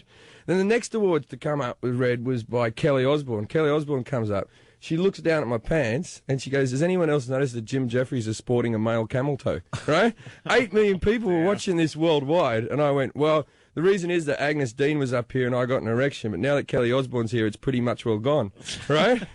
And I got an email, and I don't know 100% whether it was from Sharon Osbourne because I got about 4 of them, but I got an email from a Sharon Osbourne that went, "Dear nobody, when you're famous, maybe then you can tease the celebrities. Until then, why don't you F off?" That's probably Sharon. That's Sharon. Yeah. Wow. So I wrote back an email that went, "Dear Sharon, when you had all that plastic surgery and pumped the fat out of your thighs, why did you put it in your daughter's face?" Wow. You're brutal. There's been a little tiny bit of confusion between me and the Osbournes. My mum read this in a paper, and she goes, "Are you having a fight with Kelly Osbourne?" I went, "I had a disagreement with Kelly Osbourne." And my mum goes, "Has her mother gotten involved?" And I went, "Yeah." And she goes, "Would you like me to call her mum?" And I'm like, two mums going just at going at it. You have a mum off. Hey, we got Jeff. Jim looks disgusted. Why Oh, you- no. Oh, Anything with Jim the is Osbournes. a giant fan. Yeah. Of I didn't. Ozzy. I meant it in goodwill. That was the line to say it too. By the way, if Kelly said that, she had to be teased back. You Yeah, have she have to. Yeah, You have to. Yeah, she was setting herself up there. We got Jeff Anderson on the phone as well. So, also from Zach and Mary Make a Porno. Jeff. Yes, I've got a mirror set up here, and I can't stop staring at my fly's eyes. Nice. I guess that's why they don't have me in the studio. Why aren't you here? I don't know, man. I heard there was going to be pole dancers, and I like to be on the telephone instead of in person when that kind of thing's going on. Why would you want to be here? Yeah, exactly. Last time you were on our show, you were great. You really should come in again. Well, thank you. I would love to come in again. Yeah, so we're talking about Zach and Mary Make a Porno. Are you guys excited? I mean, the movie I'm comes out excited. Friday, finally. Yeah, I'm What are pretty you doing excited awake, about it. I dude? think it's going to be good. Huh? What are you doing awake, Jeff? This is the time I roll, Jay. You should know that. All right, yeah. Something tells me that's not the truth. What a great gig. These guys are all friends. They just get to do movies together. Yeah, I know. That sounds like fun. Why don't you guys make a movie? Yeah, too lazy. Exactly. That's why. You need someone like Kevin that can kind of bring everything together, you know? Because all you guys just hanging out and stuff, and then one guy decides, hey, I'm going to make a movie. Yeah. Gets a camera and everything. Who's going to get a camera? I know, you just film yourself shooting things. Yeah, exactly. Selfish creep. Maybe I should bring someone in. We had Tracy Lords on the show yesterday. How was it working with her? Pretty cool, or? Yeah, she's nice. I worked with her before. I did her and Richard Roundtree. Richard Roundtree? Yeah, I judged a like geek contest on. I forget the name of it exactly, but I had met her before. She's sweet. She's a nice lady. When you say I worked with her before, everyone's like rooting for 85 or 83. That would have been sweet, but that didn't happen. Oh, she was fantastic. That's illegal, that stuff. Now you can't watch it, can you? Yeah, oh yeah, no, I would never watch that. Yeah, I know, terrible. but it's the only bit of because it's child porn, isn't it? She looked fantastic. Yeah. Which child doesn't?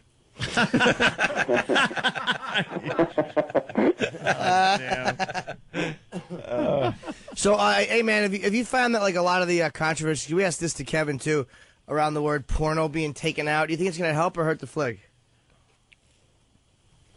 All right, did I ask that or just think it out loud? I'll let Jeff answer that one. Jeff, what do you think of that? The controversy. I'm glad they stuck it in the title. It leaves it right out there. Everybody now knows what the movie's about. I mean, let's not dance around it. We've all made porno. Come on.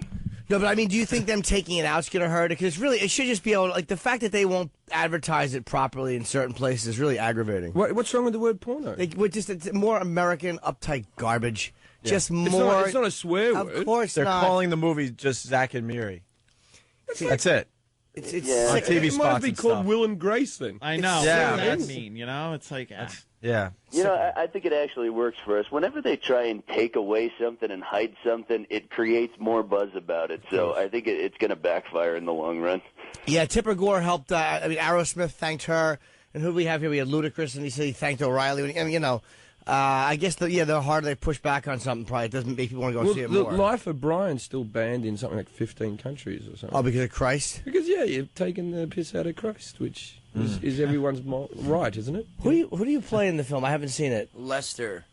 I play a character, Lester. Which is what? Are you involved in the porn at all? Yes. Oh, yeah, if you're naked, yeah, I guess so. I come and audition for the porn, and I'm one of the porn actors. Jimmy's in the movie, too, by the way. Jimmy got a part in the movie. I said one line. But you're in it. Look at Jimmy. You're in it. What's your one line? Tell us your one line. I don't actually know which one they kept in. Kevin had me... It was something to do with cradling the... Cradling something. Yeah, I think Tracy said this one it was in, but I had to write a bunch of lines down. Kevin says, just write porno lines. And so I read a bunch of them, and I think they kept one in. I'm going to thank Jim in advance for selling a lot of DVDs for us, because I saw your original scene where they cut that audition scene, and you were in it like 4 or 5 times, and every line you did was hysterical. So oh, thank you. When it comes to DVD time, you're going to sell a lot of DVDs for us just to see your scene. Oh, thanks, man. He has the extra stuff in there. Oh, God. I mean, the first time I saw the cut, it was much longer than it was now, and that scene was so funny. Was there an old lady in there, too? Because I remember we shot that right outside of Pittsburgh in some weird theater. There is an old lady in there that is a disaster. Yeah, she was horrible. but it's really funny. Yeah, basically, Jim Norton's part of a montage of people trying out for this porno. Well, and they're all auditioning one after another. Yeah. To better phrase it, Jim Norton's the star of a montage. Sure. That the star of the montage. The star of the montage. I stand corrected, Jimmy. I stand corrected. I don't know. That old lady's going to give you a run. Yeah. Oh, yeah. Dude, when you see her, like, you know she has to be funny. An old lady auditioning for pornography has got to be great. Where did you guys think you'd be 15 years after Clerks and stuff? Did you have any inkling that this would still be going on? You'd all just be getting together and making movies? I had no idea. No, not at all. Like you said, when somebody said it, all you guys just get together and make movies. This is kind of like all of us hanging out anyway. Jay is naked. I mean, the only difference between this movie is we finally have hot chicks around. But I think, if we hadn't been making movies, we'd all be sitting in New Jersey. Jay would be naked. Kevin would be smoking copious cigarettes. I would just be throwing out quips. So, the only difference here is we've got a camera every now and then. Hey, what do you guys think of Kevin discovering pot? I love that. He was on our show for 3 hours or something like that. He really got into it. He's been smoking a lot of pot the last 5 months. Seth, 5 or 6 months. Seth turned him on to a little bit of the weed. Yep. How old are you to find out about pot at this age? He's in his 40s. No, but he had done it before, because I kind of fell into the same thing a little bit, because these effing Canadians are a bunch of stoners. Yeah, Canadians. So you hook up with a Canadian or something, and before you know it, you're smoking pot. And I hadn't smoked weed, and I swear it had to be 20 years. And all of a sudden, I'm just, taking a couple of hits going, this ain't that bad. I remember this being kind of fun and stuff. And then I don't want to do anything. I didn't go to the range. I wasn't like doing anything. I'm like, yeah, I got a pool that I put in, but I don't feel like doing anything in it. I'm just gonna sit here and drink beers and smoke weed and listen to Pink Floyd. And Kevin was saying the same thing. Like, he wasn't doing anything. He just lay in his bed in front of that giant tanning TV he's got. Yeah, and smoke weed. Well, that kind of scares me because I only get to do a movie once every 15 years. And now that I'm getting stoned, I'll probably be 75 before I make my next movie. Yeah, you better sober him up fast, man. And he talked about the weight gain. He's gained about 100 pounds. He's a little bummed out about that, but he's going to go away and, I guess, smoke a lot of pot and lose weight. Yeah, he gets. Yeah, that's going to work. That might be a little tough, the two things there. Isn't it unbelievable? He did discover it in a big way, man. Like, I haven't gotten an email from him in, like, a year that doesn't mention pot smoking in every sentence. It's unbelievable. Have you tried this weed stuff? It's amazing. And it's funny because Kevin, we were talking on, and he's like, well, because I don't really have like a compulsive or addictive personality. It's like, what are you talking about? Of course you do. You can't stop smoking pot. You just described it. Yes, you are compulsive. Yeah. Hey, are you have how's your things going? You doing all right? Yeah. Cool, man. Yeah, you still everything's cool. Yeah, everything's cool. Yeah. Yes. Just take it from Jimmy Norton. Well, I love that Kevin rode through all that stuff with Jay. Yeah. And was like Jay's counselor and got Jay through it. And the minute Jay straightens himself out, Kevin's like, you know what? I'm going to give it a shot. Yeah, that's not fair for Jay Well, all whatsoever. the times I was trying to stop you, it looked like fun. Jesus Christ. They're taking shifts. Yeah, he's got that. Someone's got to take care of someone. He was talking about that giant TV he got for free. Yeah. It's on the wall of his bedroom, which apparently is about 3 feet from his face, and he just lays there and watches this thing. That to me, you know, he keeps saying that it's a giant TV. It's actually only a 13-inch, but he's too stoned to realize it. He's 3 inches from it, stoned. He's holding a Verizon phone in his hand with a little screen. Stoned idiot. Hey, Jeff, you do stand-up? I don't do stand-up. Why no. not? You should give it a shot, man. I don't know. I think I'm too lazy. Yeah. Look, I won't even come in for the show. I know. Look at him. He won't get out of bed. Where are you now? I'm at my house. I live just outside of L.A. Oh, you okay? West Coast. All right. Very cool. Yep. Hey, they all left Jersey. Of course. Look at this. There's a scene in Zach and Miri Make a Porno that everyone's going to be talking about come Saturday morning when they see the flick. I just need to know, what was that? You know, that was the strangest day of my life. I'm in my hotel room in Pittsburgh, and I get a call at like 7 in the morning from like a scientist who's going, "Do you have any food allergies?" And I'm like, "What the heck is this?" And he's like, "Well, we're mixing up a batch of poop, and we need to know." And I'm like, "No, I think I'm good." I think the end result was pudding, cake batter, and a half a can of corn. I didn't know that you wanted to give away the scene. But all right. What? Somebody? Well, I don't know what the scene. All right. I think that's just. I don't know if that gives away much. No, okay, good. It's a one-cup scene, yeah? Sounds disgusing. Oh, that's funny. Sounds delicious. A call from a scientist. I think we figured this out. I don't think he was a scientist. He was a key grip. Right. Wow. Well, they'll be talking about that. That's for sure. Yeah, I gotta see it. It's really good. Like right when it comes out. It's really I love good movie. Kevin's movies. I can't believe I didn't go. I'm such a dope. There was screenings and stuff they were setting up, and I was like, oh no, I'll see it. I wanted to wait till Kevin was coming, and I didn't go. Yeah, that's good. We want your $12. Yeah, I know. I should actually just go to pay to see it and keep the little movie stub. Yeah, I'm just gonna buy the bootleg copy down on the street. Some Ethiopian will be selling them. I think it's out today. With my luck, I'd bring some chick to try to impress her that I'm in the movie, and then she'd look down at her shoe and miss my whole scene. Stupid one-line pony. Shot. One-line pony. I'm the worst. Listen, we should take a quick break. We got Seth Rogen calling in as well to promote the movie. So, Jeff, of course, you could stay on the line if you'd like. Okay. Well, you don't have to. Or go to sleep. You don't have to feel obligated. How long of a break do we have? Like 10 minutes. I'm going to go. 5:30. You could go, Jason. You want to smoke? Yeah. Oh, and then come back, or it's up to you. No. If you want to do it. No, look at that. No. Oh, she's shaking her head. Is she mad at us? Thank you. No, they got other stuff. Wait, where's he Oh, going? yeah, I have to go do a bunch of stuff. You publicist? Yeah. Okay. All right, so we're gonna lose Jason. We Boo. We might lose you later. Jeff. Jeff, you going to stay or what? I'll stay you. All right, Jeff Anderson will So stay you on the should have phone. been here, Jeff. And then we got Jim Jeffries in studio, so we'll figure it all out after the break, okay? Jason Mewes, it was a pleasher. Thank you, sir. Zach and Miri Make a Porno. Friday premieres. Absolutely. Opie and Yes. Anthony. I want to thank Jason Mewes for stopping by. Zach and Miri Make a Porno. Opens Friday wide. Right, Roland? And I guess we lost Jeff Anderson. Did I hang up on him? I don't think I did. Maybe you did. He's a funny mother effer. Yeah, he was great, man. I'd have gone to sleep if I was him. Yeah, you Out in 10-minute LA, breaks. Yeah. Yeah, it's a long break. He's out there in L.A., so it's early. And We're going to have Seth Rogen on the phone in a minute Cancel. or two. It's very exciting. Gotcha. Wow, you really That was a good one. Ope's head just turned like. Oh. But then again, stupid Roland just got me. We were watching John Mellencamp. Yeah. Yeah. Ugh. And Is that John Mellencamp? No, that's Stevie Van Zandt. Oh, right. I'm about to say, see, John Mellencamp's let himself go. That's Mellencamp over there. It looks like the Norman Rockwell painting. And I was like, he's kind of a douche. And Roland's like, yeah, he was bad-mouthing Ozzy saying he's overrated. I'm like, what? And he's like, I got you. Oh, wow. Do you really love Ozzy Osbourne? Love him. Love. So you were offended by what I said about the You're a comic. I'll always side with a comic. It had nothing to do with Ozzy. He was offended. She's totally. Sharon's the new host of Charm School on VH1.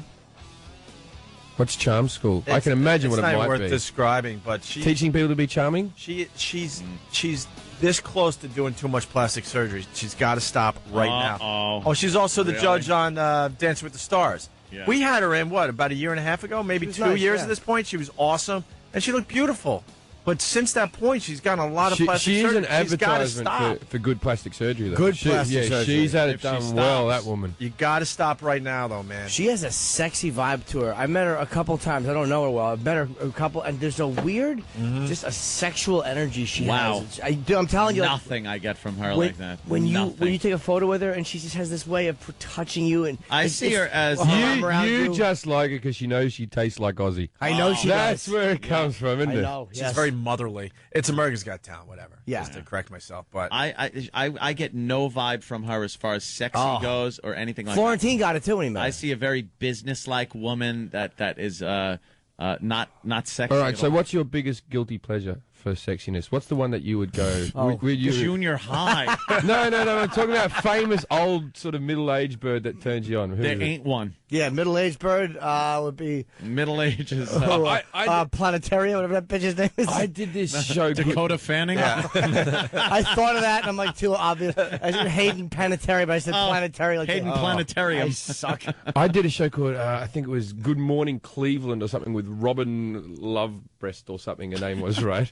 And she goes, now my management, I'm managed by a company called Modus, and the Wayne brothers own the company, right? So I said, she goes, who are you managed by? I said, well, it's the Wayne brothers company, right? And then just before we go on screen, she goes, I'd love a piece of that Damon Wayans. She was like a 50-year-old white woman, right? In the middle of this thing with all of her middle-aged thing. First thing she does, and I go, just before the show starts, before she could say anything, she just said she wants a piece of Damon Wayans. What piece do you want, Robin? What piece do you want? They cut to a commercial straight away. Really? Why? Hung her out to dry. swear, That's nice. I Good just hung her move. out the yeah, she thought she was, doing something crazy and brave, and they called her out on it. Exactly. Hey, as we wait for Seth Rogen, because I did not forget, we have the answer to the John and Jeff trivia question. My God. No, I tell you what, just tell us in the studio and let the people at home suffer. They've suffered long enough. This was an hour and a half ago, something like that. What was the question? I don't remember. It was... It was mattresses. What was the question, Shaman? What do 50% of people... It's 50% of people return this. So when this is purchased, it's returned 50% of the time. Half the time it's returned. I'm going to say herpes. So you give half the time. I think it's probably more than that. Yeah, I've returned it to a few people. Yes. Who purposely keeps it? Like, no, this is just what I wanted. And once you pass it on, it's passed on, right? Yeah. After receiving calls guessing ties, sweaters, socks, mattresses, rings, and more, John and Jeff reveal the answer to their question. Yes. All right. The big reveal. Oh, yeah, it's worth it. To finish up Jocktober that we started about an hour and a half ago. All right, Jeff, what is the answer to this stupid useless trivia question? All right.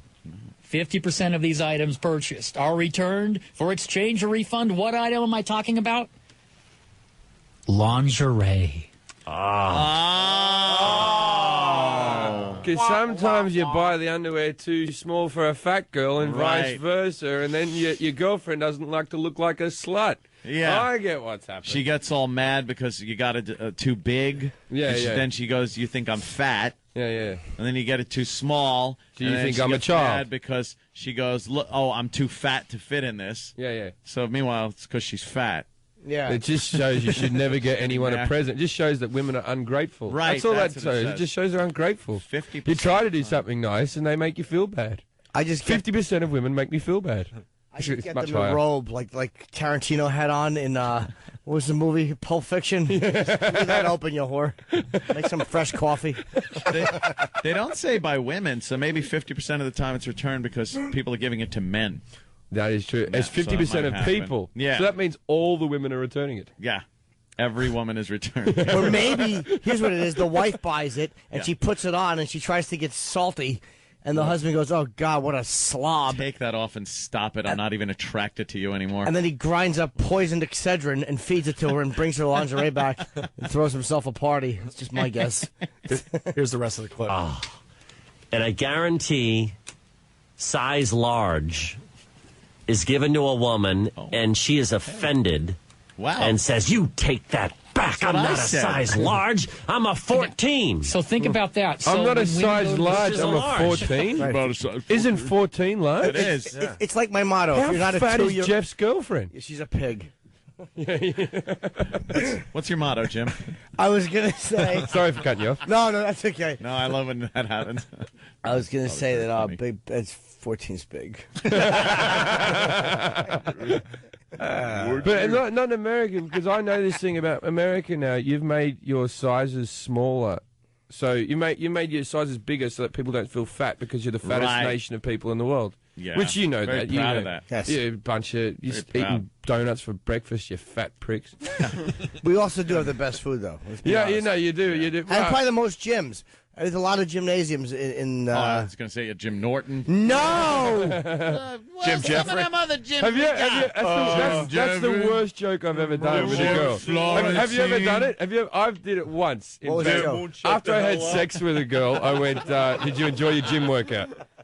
And I felt horrible as soon as it came out of my mouth. Like I felt dirty, like I needed to wash. Like I'm a professional comic. No, but on I did one time on stage. When I was new. I said something about Jim, and I forget. Like my last name is Nastix. It was some. No! It was something. You can't be on the show anymore. That you know what? I almost would be completely if you just said get out of the studio and don't come back for a joke you did in '91. Nasium. Yes, Nastix. Oof. Well, we're waiting for Seth Rogen. We should start our You need when you eat obese primates. Connecticut. I like the way that Jim really got upset that I mentioned that you guys were fat. You I wasn't upset. Oh, I thought you were care. saying, there's a lot of gyms. No. Every geez, every yeah. culture, every different country has their own stereotype. Where we have the fat one, England has the bad choppers And you the know? drunks. and drunks. Drunks. Yeah, Ireland, Australia had casual racism. That's how. casual racism. Casual. It's casual. It is casual. Oh, is it? Oh, yes. When's the next Qantas flight out of here? I might want to jump on that. Give us an example of casual what's racism. casual remember racism? last time when I said the nog word last time? Yeah. That went down badly, didn't it? They just we had kinda- to be cut out for saying that. They just kind of throw that around. a little No, bit. Australia doesn't use that word. The thing about Australia is that they're racist, and we just don't have any black people. We're racist against people we can't even see. You know what I mean? Like, I understand when you're racist when people are around you bothering you, right? But if you're just walking around going, I hate those people, where are they? Who are you looking at? Like the Aborigines are 1% of the population. Yeah. I didn't meet one till I was in my mid-20s. Really? Oh, not really. Not Your you know. country hates ghosts. Like we hate. We got a lot of guilt. Yeah. We got a lot of guilt going around with us, and we hate refugees and anyone who comes in on a boat because Right. we can't stop people coming in on boats because an island. it's an island. It's the biggest island in the world, so you can't do the coast type of thing. Yeah. But they get really upset with things like that. My dad does. My dad. It's worse in England. Every time I'm in a cab in England, I get told off about the bloody immigrants coming here, and people forget that I'm an immigrant. I just sit there, just with my immigrant face, going, I'm the good type of immigrant, aren't I? You can understand what I'm saying. Yeah, you're the one they like. Because, you speak the same language. Yeah, I look you have the that same. quirky little accent. Yeah. I'm not a bad immigrant. I'm a good immigrant. Over here, the same thing. I think there's people in this country who would prefer me being president than Obama. Right, like if you're going to be honest. Yeah. Really, you don't like Obama? No. Everyone overseas. Hate him. We're all pro Obama. I'm of course, everyone loves him. He's a rock star. Are you a McCain guy? I don't like him either, but I don't like Obama more because I could keep more of my stuff. This is going to lead to an hour discussion. We got Seth Rogen on the phone. We can get back to that. We're going to get back to that. We have a couple more hours of radio to do today. Seth. Sorry. All right, let's just talk politics, guys. That's all I'm interested in. That's all. Screw the movie, right? Exactly. Let's get to the nitty-gritty of life. Zach and Miri make a porno. I got to tell you, we had Kevin Smith in. He's a good friend of the show. He did about three and a half hours with us last week, I guess. That's awesome. And he told a story how you, my friend, turned him onto pot, and now he's addicted. I did. I honestly, I didn't realize that it happened until I saw him recently, and I was just like, what happened to you, dude? It was really, it was actually, difficult to convince him to smoke weed 6 months ago, and now he's bought his own. It's crazy. Yeah, once you start buying your own, it's over. He was a goody two-shoes. After, one shoot with you, he's Gator from Jungle Fever. I'm contagious, guys. I'm contagious. Yeah, he gave him a hit in Pittsburgh, I guess, and it's led to, weight gain and him hanging out in his house, not leaving. One place that will drive you to smoking weed all the time is Pittsburgh, I'll tell you that. Well, I think you're in his last movie because he has no ambition to do anything but lay in bed and smoke pot now. He also owns a 103-inch television, which does not go well with pot. No, 103-inch. A joint and a 103-inch television. That's the coolest thing. It would be to just smoke pot and sit in front of a TV that big. Yeah, no, it feels like you're in The Dark Knight. It's the craziest thing ever. You wait till he hocks it off to buy more pot. when he gets to his bottom. He did say that he was watching the last Die Hard movie, and he's in it. So yeah, he goes, exactly. He's watching himself in it, and he was actual size on the TV. That's how big his TV is. He's a big guy, so you can imagine. Yeah. He said he actually stood up and stood right next to the TV. Stood next to himself. Next to himself during That'd be a good way to interact with the characters on the screen. Or Yeah, you can, I had a straight projector. To porno. That's all I'm saying. Straight to porno. I had a projector in my house, and I projected it right onto the screen and got mashed up on pills and decided to have sex with the porno, but it was like a shadow coming in. All right, carry on. The shadow ruins everything. It was like a ninja that had come in out of nowhere as the third You got to person. just set up a set like Rupert Pupkin in your basement. Exactly. Little audience members. And So, I just want to ask Seth one thing. I love Knocked Up, and I've been waiting to talk to you for a while to ask one dumb question. Why didn't what's-her-name take her bra off for the sex scenes? It drove me nuts. I don't know. She's got a good lawyer. Guess that's why. Better lawyer than I have.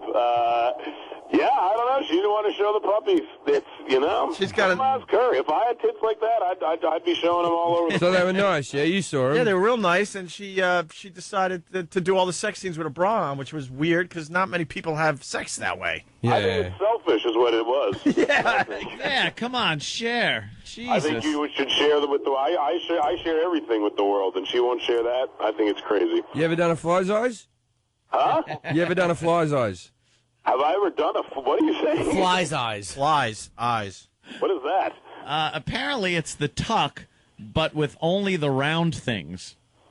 Oh, yes. But from behind. I call that the mosquito. I don't know. Okay, mosquito. Oh, it's a different Fly's dialect. eyes. No, I've never heard of that before, but I should. I'm doing it right this second, and it feels good. Yeah. Hey, man, on your bio, it's weird. You always, when you have a bio on somebody, you always read something really weird. It said you wrote for Dolly G Show the second season? Yep. This is a childlike question, but did anybody ever break character when that was being shot, like any of the cameramen? Because Sasha never broke character. Did anybody break character and laugh and wreck one of the bits?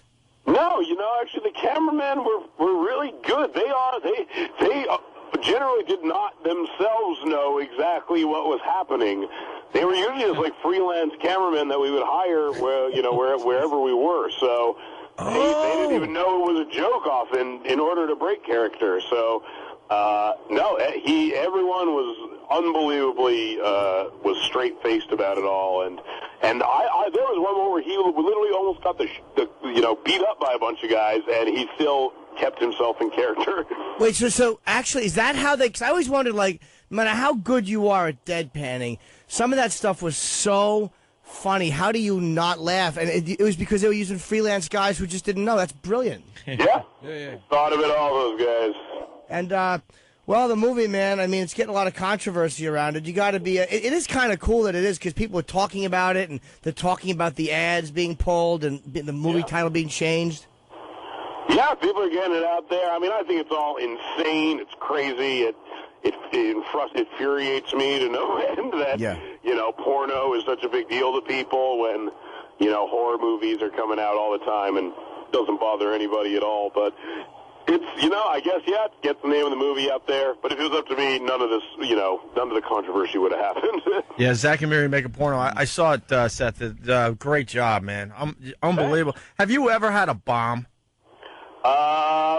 Not yet, thank God. Yeah, because knock on wood. Not really, no. Well, because you went from 4-Year-Old Virgin to Knocked Up to Superbad, Pineapple Express. Now you got Zach and Mary Make a Porno. You're on a roll. I've had a good run. Good way to jinx the guy, Ope. No, I don't mean it like that, but everything. Soul Plane 2 is next. Yeah, Soul Plane 2. No, it's just amazing. I mean, you're unbelievable on the screen. It's just it's great. Thank you. I've had a good time. I'm just glad people don't hate me. Hey, are you doing the new Adam Sandler film? Yeah, right now I'm shooting with Adam. Could you get me an audition? Sure, why not? Is there anything worse than that? I was like, hey, how'd you get that? If you want to hook me up? Yeah. Hey, you got his number? Jimmy's always trying to get in on the next movie. Of course I am. I've done so few. We met very briefly on the set. I was talking to Kevin in the trailer, and you came over and said hello. Jimmy's in the movie, yeah. Really? Yeah. That's awesome. Oh, Jesus. Oh, no. Let me translate. I have no idea who you are. It sounds like your career's going good, too. I met you on the set. I mean, really? Oh, you. That's right. Oh, God. Jimmy knows how the listeners feel sometimes when they come and go, remember when, we met at that gig that you did? And Jimmy goes, no. Yeah, no, I have no idea. People come up and I've met them and I don't remember. But no, I know he wouldn't remember because it was a very brief. No, let me. He's downplaying his role, Seth. He was the star of the montage scene, my friend. The star of the montage scene. Everyone's talking about it. I mean, I don't want to. People. Oh, I know exactly. No, of course I remember, Jim. I know exactly what you mean. You're backtracking so badly. He just did that. Oh, you're the. That Jim Norton. I didn't know. I honestly didn't realize that was Jim Norton. I do that to people when they come up and they go, do you remember the time I met? And for some reason, I don't know why I feel compelled to lie. Yes. Every time, and I go, no, I remember. And then they go, okay, where? It's like, don't quiz me, ass, or I'm going to say, look, no one. I don't remember you, Mr. Nobody. Or when you don't remember somebody, you try to get them to give you information. Like, you remember when we met? You're like, yeah, it was at that, and hopefully they'll fill in the blank. Remember we were breathing? I always just go, yeah, how you doing? Just always, how you doing? And yeah, just how you doing. But then when they start going, oh, well, my sister's sick, and then you start going, maybe I know you really well. Yes. Oh no, that you might not. I might not even know you after a gig. You might be my cousin. Me and Jim Norton are cousins. Yes, we are. Yeah. Yeah, we just chatted very briefly. We get how it is. A couple actors on the set. Everybody's got their parts to play. You don't want to get involved. That ain't working this time, John. No, not Why? this time. Look, you wound up getting Edward Norton. I'm a fan of you. I watched your stand-up special literally like a week and a half ago. Son of a... Thanks, man. Oh, you don't know what you just did, Seth. Seth. I hate that. Why? We now officially hate Seth Rogen. Why? Because he played right into your game. A couple of guys that did a couple of birds with a feather. We both do hits. That's what we do. Hey, Seth, how awful was Pittsburgh in the winter when you guys were filming that movie? That was pretty brutal. It's cold. It's You can just stop it. How awful is Pittsburgh? Well, not. But Kevin, I've never been somewhere with just whole neighborhoods of abandoned buildings before. That's thought I've literally just never seen that. I was like on an episode of The Wire all of a sudden. It was so strange. It's funny when people in Pittsburgh want to get cheered up, they actually watch The Deer Hunter. Yeah, exactly.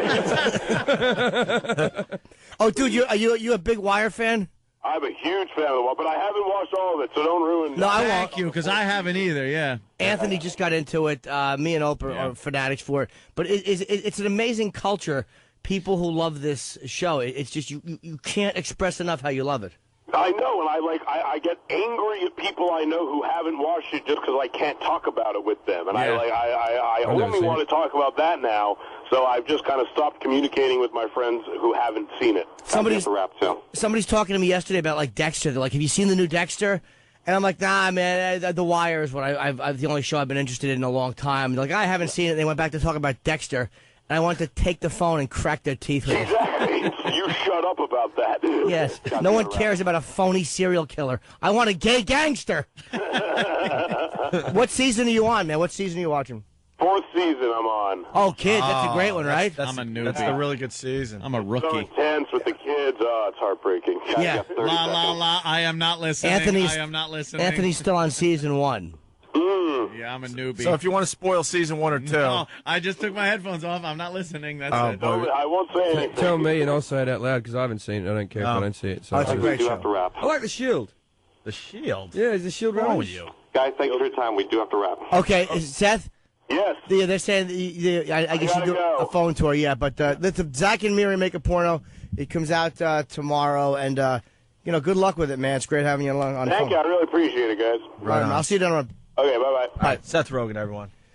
Just when we were having fun, thinking that maybe we had something. What happens? Then the reality hits that it's just a dumb 5-minute phoner with a big star from Hollywood. I can't be friends with Seth Rogen because I don't watch The Wire. He said he won't be friends with me. Yeah. But I can be. Because I thought me and him were close there. Yeah. I thought Jimmy was going to get completely shut out on that one. I thought it was going to be, I don't know. And then he goes, no, I saw his special. And it's like, we're all so disappointed. They all know Jimmy, don't they? Not really. A couple of guys. I happen to meet Seth. Here's what probably happened. Right, literal Jim. I met. Yeah. It's easy to say what happened after he left. Can I point out what a pompous ass I am? No, it's not everybody. I wasn't even being sarcastic. Anthony said they all know Jim, and there was a part of me that thought of course he's being serious. What a boob I am. That was a Cramden move you did. You just did a Cramden. Well, when you're in the position I'm in. Yes. Well, Norton. Yes, my foot crammed in my mouth. Give me those ribs. Pillow bite. All right, listen, this is what we got to do. We got to take a break. we blew off this pole dancing contest. What? And now we got to do it. Yeah, bring so we him got to in. stay here because it's like a regular radio thing. We got $1,000 thanks to Zach and Miri Make a Porno. We got 3 girls. Movie's terrific. Hopefully, girls Kit Kat Club. Hopefully the dancing will be at least mediocre. So we'll don't ream it. So we'll take a quick break and we'll do the dancing thing next. So to the affiliates, do what you got to do. Hey, stick around if you know it's good for you. Yeah. I don't have high expectations for the next break. President? We'll figure it out next, but right. We're nice to all the guys that call in, and we're mean to the chicks. What's wrong with us? We're gay. We really are. Hi, good to have you on the phone, male. Hi, guy with testicles. Hello, penis. Oh, yuck, breasts. What's the matter with us? So you used to get your penis out on set a lot. Yeah, this is great. Yeah. You're right, but the girls, you'll see, Jimmy. They can't be naked. So why are we doing a strip pole dance? Why can't they be naked? Because on a radio, that's bad. We don't know. We don't We know. have no idea. The No, lawyers, really. the lawyers are. We're insane in this country. They can't be naked. Yeah, we're out of. But it's on the radio. Exactly. Let's just say they're not naked. Why don't you But talk? they'll be naked. But let's just say they're not. And it's stupid. No, because now they have webcams and stuff, so they'll know if you're lying. What? Can I be naked? Those douchey lawyers. You know what? Yes, you probably could be. Yeah. Yes, because you're a man. I could be naked. They like that. The lawyers just love. They love big fat. They like junk in their trunks. Get it? Yeah, a little junk in the They love doing the mosquito for each other. It's the fly's eyes. He made up. I like the mosquito. I do too. I'm sorry, because they sting each other's mouths. No, but it's better in Australia when, when people moon or something, you'd hang them out the car, out the back, as you drove past a wedding or something, and you'd yell, "Flies eyes!" like that. Flies eyes. Would people laugh? People would laugh depending on the size of the eyes. It's all fun and games until a dingo ate me balls. You got to get a Sharpie to the area, though, to really make the eyes look good. Make it like compound eyes. Right. You really do the artwork up. Right. You know the guy with bad genetics because the fly only has one eye? A saggy lid. Make it end up like the movie The Fly, where it pukes all over its food. With that, we're going to break and do something. But we got the girls trying to impress us with their stripping after the break. Maybe the affiliates stay with us. Maybe they don't. We'll soon find out. Opie and Anthony. Here's some shit for you fuckers. You're listening. Here you go. Enjoy this, fuckers. Opie and Anthony. Listen to this shit. I give him a 1. Hanging out with Jim Jeffries. Going to be at Caroline's here in New York City tonight, Saturday, and Sunday. Not Friday because it's Halloween. He's going to be at our Halloween party, maybe. Come to the party. So Hard Rock Cafe. We're doing a big party. I'll be the guy without the costume. Right on. 7 to 10, I think. Right, Ant? I believe so, yes. And 7 we're looking to 10. Wow, what a long party. And we're looking for costumes that have something to do with the radio show. Yeah. Some, like, character, like maybe Ted the whatever. Sal. Maybe Sal. I want a girl that Sal looks like coming. Norton. Oh, Sal's coming to the party. Sal's coming to the party in costume. What is he wearing? He's coming as something show-related. Oh, That's no. all I'll say. Do you know? Yeah, I know. Is it going to be good? Yeah, it should be pretty good. I think he could pull it off. Very cool. All right, we'll see everyone tomorrow night. Hard Rock Cafe, 7 to 10. Okay, before I forget, I'm coming to the D.C. area in December 5th. Tickets on sale tomorrow morning. At Chase in Virginia, Falls Church. Very cool. All right, we got $1,000 to give away, courtesy of the new movie Zach and Miri Make a Porno. And we got some lovely girls that are going to come in here and do a little something on the stripper pole, right? Right. Who do we got? We got like 3 or 4 girls. Yeah, 3. 3 girls. All right, how do we do this? Who's first there, Steve? Bring them in. Just bring all 3 in. What do you think? Yeah. All right. It's just all on the pole at once, like a kebab.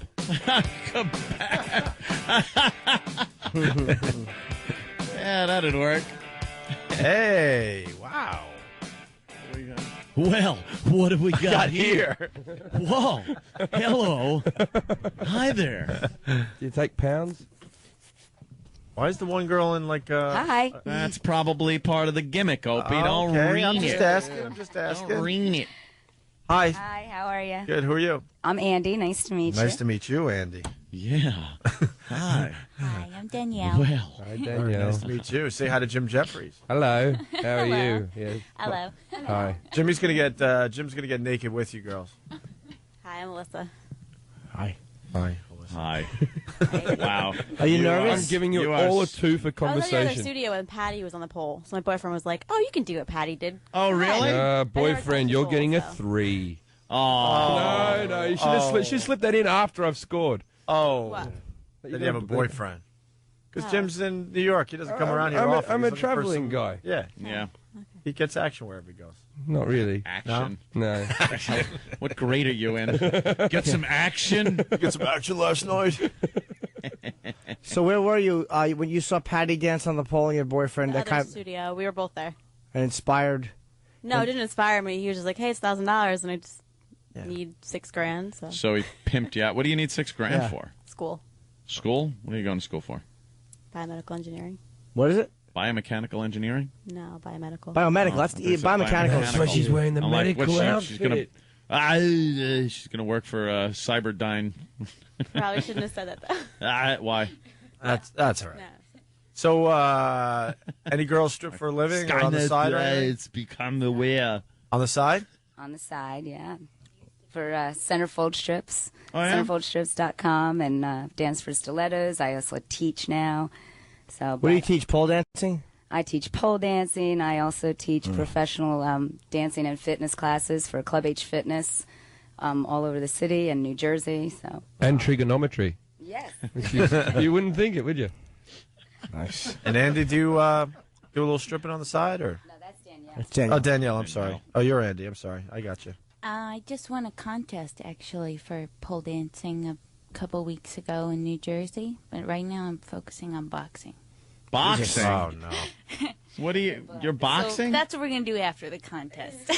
No. Who's your favorite boxer? Buddy Hinton? Mike Tyson. Leilani. Ali. No. Lucia Riker and Mike Tyson, definitely. Wow. Really? A little controversial. That sounds like the defendant and the accused. Yeah. He would love to rape you. Allegedly. Allegedly. Allegedly. Yeah. You can say anything as long as you say allegedly. So what do we do now? So do you only date boxers? No. I date everyone. Aren't no, you I don't date anyone right now. Are you afraid of getting your face punched in? Like, you know. That is a concern. Yeah, I would gather as a boxer, you wouldn't want to get your face punched in. I train with Jersey Elite Conditioning, or Strength and Conditioning. Really? And we wear headgear. My trainer has socked me in the face a couple times, and I still feel it. It was a couple weeks ago. Really? What, in your nose? Have you ever broken your nose? No, or it anything hasn't like bled that? yet either. It's Yeah? like awesome. Your that it cauliflower boobs? Cauliflower. That happened. I don't know what kind of medical problems female boxers have had. So biomedical engineering, boxing, and then in stripping, and you said you've done stand-up. It's quite a variety of people. Well, I'm not just a stripper. I'm a part-time stripper. No, but I'm actually saying transitioning out of. You guys are helping me with my retirement today. Oh, really? Really? $1,000 retirement? Yeah, so I'm a full-time fitness instructor. Okay. When I did teach you get like into over it? 10 classes a week. When did you get into stripping, though? Over 16 years ago. Wow. Yeah. And I was a dance and theater And she's major only in 18, college, ladies and gentlemen. A dance and theater major in college, and then you went for the pole. Yep. Wow. Why? Like, what happened? I'm sure in college you thought, like, fame, I'm going to live for it. And then you're Coco on the couch. And so the music director said, Andy, you'd make a great stripper. And so Yeah. I said, well, I'll, try it. And then now I'm here in the studio dancing for you guys. It's nice. Dreams can come true. Yeah. And this boxing thing is fascinating me. Do you have a guy trainer? Mm-hmm. And he punched you in the face? He has punched me in the face. Yeah. Not during a boxing match, just political argument. No. Are you training? Have you had fights? Because you look pretty muscular up top there. Oh, I haven't had any fights, but I've done a lot of sparring. Yeah? Yeah. Any street fights? You kick any ass? No. Where we train in What- a little place in Metuchen in a driveway. Like, And what just the got you neighbors- into doing that? Like, why would you want to do that? I had a conversation with him. He's my best friend, too. We had a conversation about He Mike said Tyson. people should and I hit go, you? something about Mike Tyson and me and boxing. No, not like that. No? Ever been with a black guy? But, no. Come on. boy. That means yes. That's a yes, but the more important thing is, would you slowly tell me the details on the phone? Jimmy wants to prep. I don't. I don't need you to tell it slowly to me. Do it as quick But you as have. possible. I Get as kinda much pi- information as you can in I 30 kind of seconds. picked up on that beforehand. A Really? little bit. Yeah, when she said I date anybody or everybody Oh, and things like that, I was kind of like, all right, so there's probably a few, different ethnic backgrounds. That's nice. It's nice to have a diverse Diversity. vagina. That's I'm just What's saying, it's a diverse vagina? Why not? Many of them are different colors all over. Yes. So a lot of them look like a Benetton commercial. Yeah, of course. It's wonderful. Now, do you only? You said you date everybody because I don't box, so I'm not in boxer shape. So I'd be like a little uncomfortable. Like if you and I were nude together, I'd be like a little self-conscious that you were judging me. She would be. I probably would be. Okay, then I should keep my shirt on. Some of the guys she's been with probably looks like Rocky's eye before Mickey cut it. Mm. Just a little swollen. I'm just saying. There's three of them. Shag the one in the middle. I get better as I pick, as the more I go on. Oh, really? The more you're learning as you go along, as we all are. Sure. I think it's very hard to be single and kind of working your way through because there are some real douches out there. Yes. As well, I like to say. Yeah. I heard that's your favorite word this morning. I was listening to you guys this morning, and you just were douching Was I all saying over the douche place. a lot today? I don't Yeah, remember there's a saying lot of douche. Want to be a douche or something? I want to listen to the replay because I don't Well, recall 'cause- saying douche a lot. Because of Oh, John yeah. and Jeff, it just comes out It was like naturally. around 5 o'clock this morning. Oh, 5. That's just. Oh, that's the The replay. douching hour. Oh, okay. Now Yeah. I understand. The little Jewish guy David was in here. I was yesterday. That was, the Oh, other that was day. yesterday. Yeah, yeah. They played like some stuff from the day before. 'cause I- We should get into this because we're Any running douche? really late. Would you like to douche? Is that? I only found out what that was. I never heard So that word. how's this going to work there, Stunt Brain? That's great. start with Andy. British girls don't do and, it. Danny's going to play some Figures. music, and we judge him. You All guys right. each, Do it in their mouths. They just walk over a fountain. All right, we're going to get into this because we really should get out of here. But Andy's going to start us off, the quote professional. Well, you're transitioning Right. out, but Did they get to pick their music? yeah, Andy picked her song. Yeah? How long are we playing the song for? Yeah, it is very tiny stage. Don't fall off, or body. that would be hysterical YouTube video. Parents that thought you fall off and make a YouTube video that gets 10 million hits. I love the cleaning of the pole. Yeah, I who love the doesn't? cleaning of the pole. I like it That's just as great. much He's got as good you do. technique. The cleaning of the pole means, yeah, I'm dirty, but I'm still clean. Yeah. I like going to a strip club and you see a girl like Windex it down or something. Yeah. Yeah, get that mic. Yeah. There She's sizing up the room. you rock. All right. She's What gonna- what song you dancing to? Dream On. Oh, okay. Oh. Here's Andy trying to win the $1,000, courtesy of Zach and Mary Make a Porno. She's wearing a black skirt, and she has like a black top on. And she's pulling her skirt down, and she's wearing a silver thong. And it's like she's sports coverage. Very nice, hiney. She's doing a lot of pole work. She's Yeah, now climbing she's up kind of there. hanging off the pole. She's doing the figure 4 leg lock on the pole, which Halfway down. keeps her up there. And Very her much takes her comes top on. off as she hangs upside down. And she's got very Oof, got muscular legs she has. Oh my god. Very muscular. I Yeah, wish I really was behind the desk. Really Yeah. sexy. She's on her hands now with her legs wrapped around the pole, and she's now doing a handstand with Her legs wide open. Spread eagle with the Oh, right. full legs. Is there a way for me to swan dive in there without getting fired?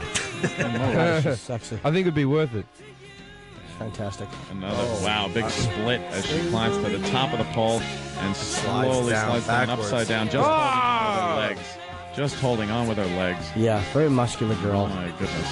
And she's kind of like sliding down. Yeah, very snake-like. Yeah. And okay. She's taking off her top. I have no problem with this. No. Who does? Yeah, don't worry about it. Oh, whatever. She has little pasties. Does she? Oh, look at that. She always wears pasties. Oh, they say O and A on them. Yeah, we got the Yes. O&A pasties just Yeah. for this, Jim. Whoa! She can do tricks, peck tricks. She To does make her breast bounce. bouncy, bouncy. Yeah, there she's. Another So big she's spin. spinning. Well, we should probably go to the next one because all the listeners are hearing is music. Yeah, but who cares about that? Yes, she looks very good. And now, Yeah. wow. She's put one leg right up the pole. Did Yes. pretty much a split on Yeah. the pole. Yeah, she did. She's a very Now flexible another girl. big spin, a spread eagle, and into a split on Wow. the floor. Wow. Fantastic. Bravo, that's Andy. Very nice. Andy was very good. I'm marking high. I got to tell you, Huh? I'm very happy.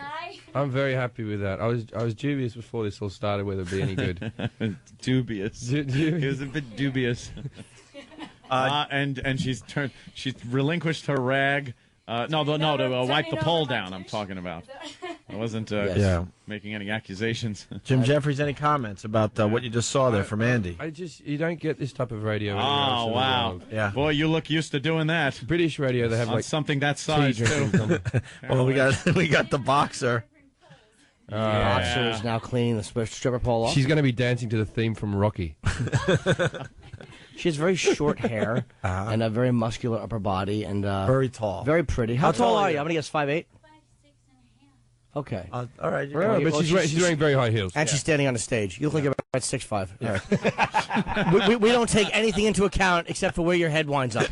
So we know you're standing on something, and we're all like, "Wow, she's a 7-foot tall girl."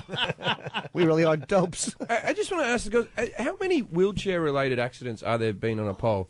Because people, when they slide back from their legs, it's a big drop onto your neck. And you could paralyze yourself. You break your ribs. All for art. When you Well, broke get on mic. You broke your ribs? No, don't break your ribs. See, apparently, what happened? Why is the other stripper handing the? Yeah, she wants to have a job here. So how did you break your ribs? I worked on a spinning pole in Florida, and I hit my. If you turn this thing and it were to spin on its axis, it would spin. Spinning pole. America, the land of dreams. Spinning pole. The land of dreams. We know the spinning pole. That's something I hadn't even thought about. I would take that on Dragon's Den. You have that show over here? All right. Yeah. What song have you chosen today? Cochise by Audioslave. Oh, nice. To wake Good choice. us all up. Okay. All right. Here we go. The boxer. She wants some competition. Well, she takes it right off, and she also has a silver boy shorts on, it looks like, and a silver top. She has like B-cup breasts. And very muscular. I'd love her to kick me around a room. She has a great ass. Very plump cheeks. Now she's spinning around the pole? Yeah. Around the pole. Yeah, she's just kind of running around the pole the way I would. Yeah. She hooks her. Wow, the bend over. And a spank. I'm getting it out. She spanked her Heine because apparently she's been bad. I don't know what she's done. Perhaps embezzled funds. Wow. Whoa! She just hit the ceiling with her foot. Yeah. And now she's coming down the pole upside down. She kind of looks like she's on her hands and knees, but on the middle of the pole. Wow. And she's on her head. On her head. And going down the pole in kind of a somersault fashion. Yes, and now she just came off the stage. She's on the dirty carpet. Yeah. And I wonder if she's going to spank herself again. Oh, we can only hope, Jimmy. Yes. She's just like, showing her ass. She's surprising me. Yeah? Why? Yeah. Why? I wasn't expecting this out of her much. I was. I think it's very good. She almost hit her head on the ceiling. Good work. I love the move when a stripper hangs on the pole. One leg off the pole. Her legs open. Wow. She's bent herself back like a pretzel. That's like a Cirque du Soleil move right there. Yeah, it really is. She's hanging off by her one leg, and her legs are open, and we're looking right between them, and it's a lot of fun. Wow. Oh, a double spank. Spank that. Apparently, she's cheated on her taxes as well. Perhaps Very naughty. Carjacked somebody and murdered them for their vehicle. It's part of that Fannie Mae problem we had. Wow. And she was kind of grinding her hips. Yeah. And I really wish I wouldn't get fired for scrapping on my shoes. Well, here we go. She's losing the top now. I want to Yeah, she's great body. coming off as she slowly prances in circles around the pole.